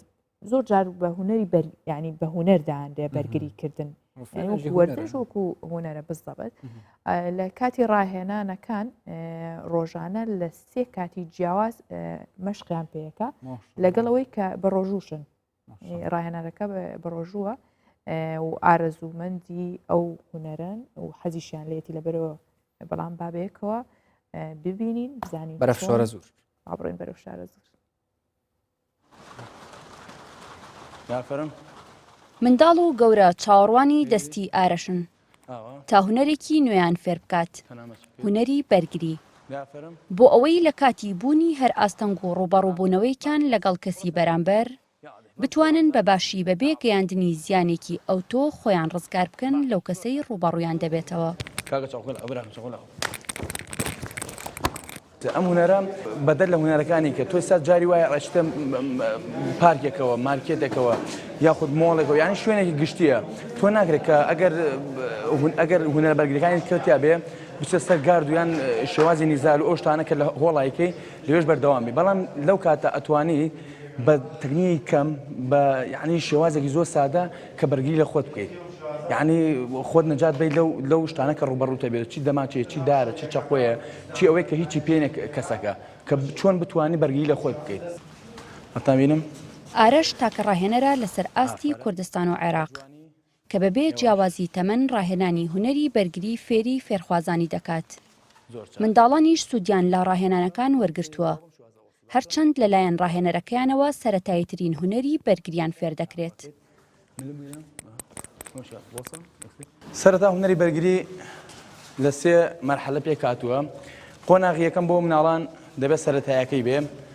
لەبەر ئەوەی کە لەو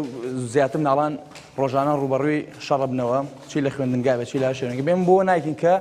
شەڕ بکەنەمان بۆ ئەم تەکنیکانە فێرەن کە خۆیان پارێزن بەس تەنها بۆ ئەوەیە نا بۆ شەڕکردنی ئەم بەس تەنها بەرگریەکە لە خۆی و هیچیکە تۆ چۆن بەرگریەکەی تۆم کەسە قوفڵی کۆنتترۆلەکەی بڕۆ دەست بەم شێوازە ڕاهێنانەکان بۆ مانگی ڕەمەزان جیاوازن و بە سێ کات بەڕێوە دەچن تا ڕۆژەوانان لە مەشقەکانیان دانەبڕێن.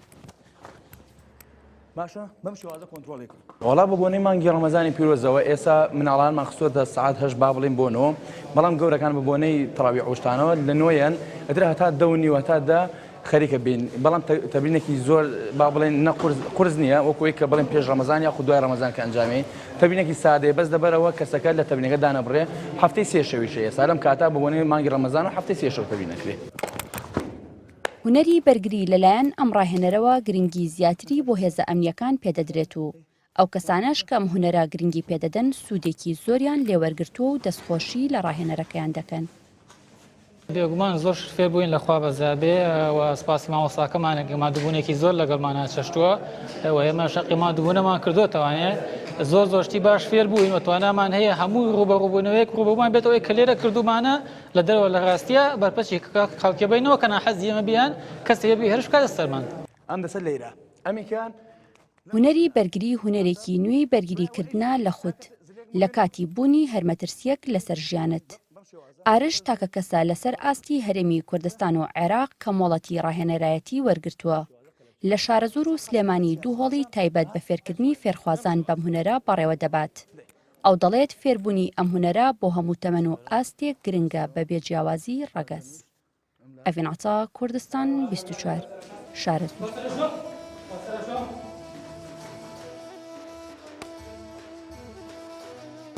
توی خوب فێر ناکی هەنێکی هێزانم بەرگری بێسەمەستە خاطرە پاشی باشەواتە پێشکەشکردن و دە ڕۆژوو نوێژە قبیل کە حتا پاشی بابێت خاطرە ئینشاءالله هەر شاد بن.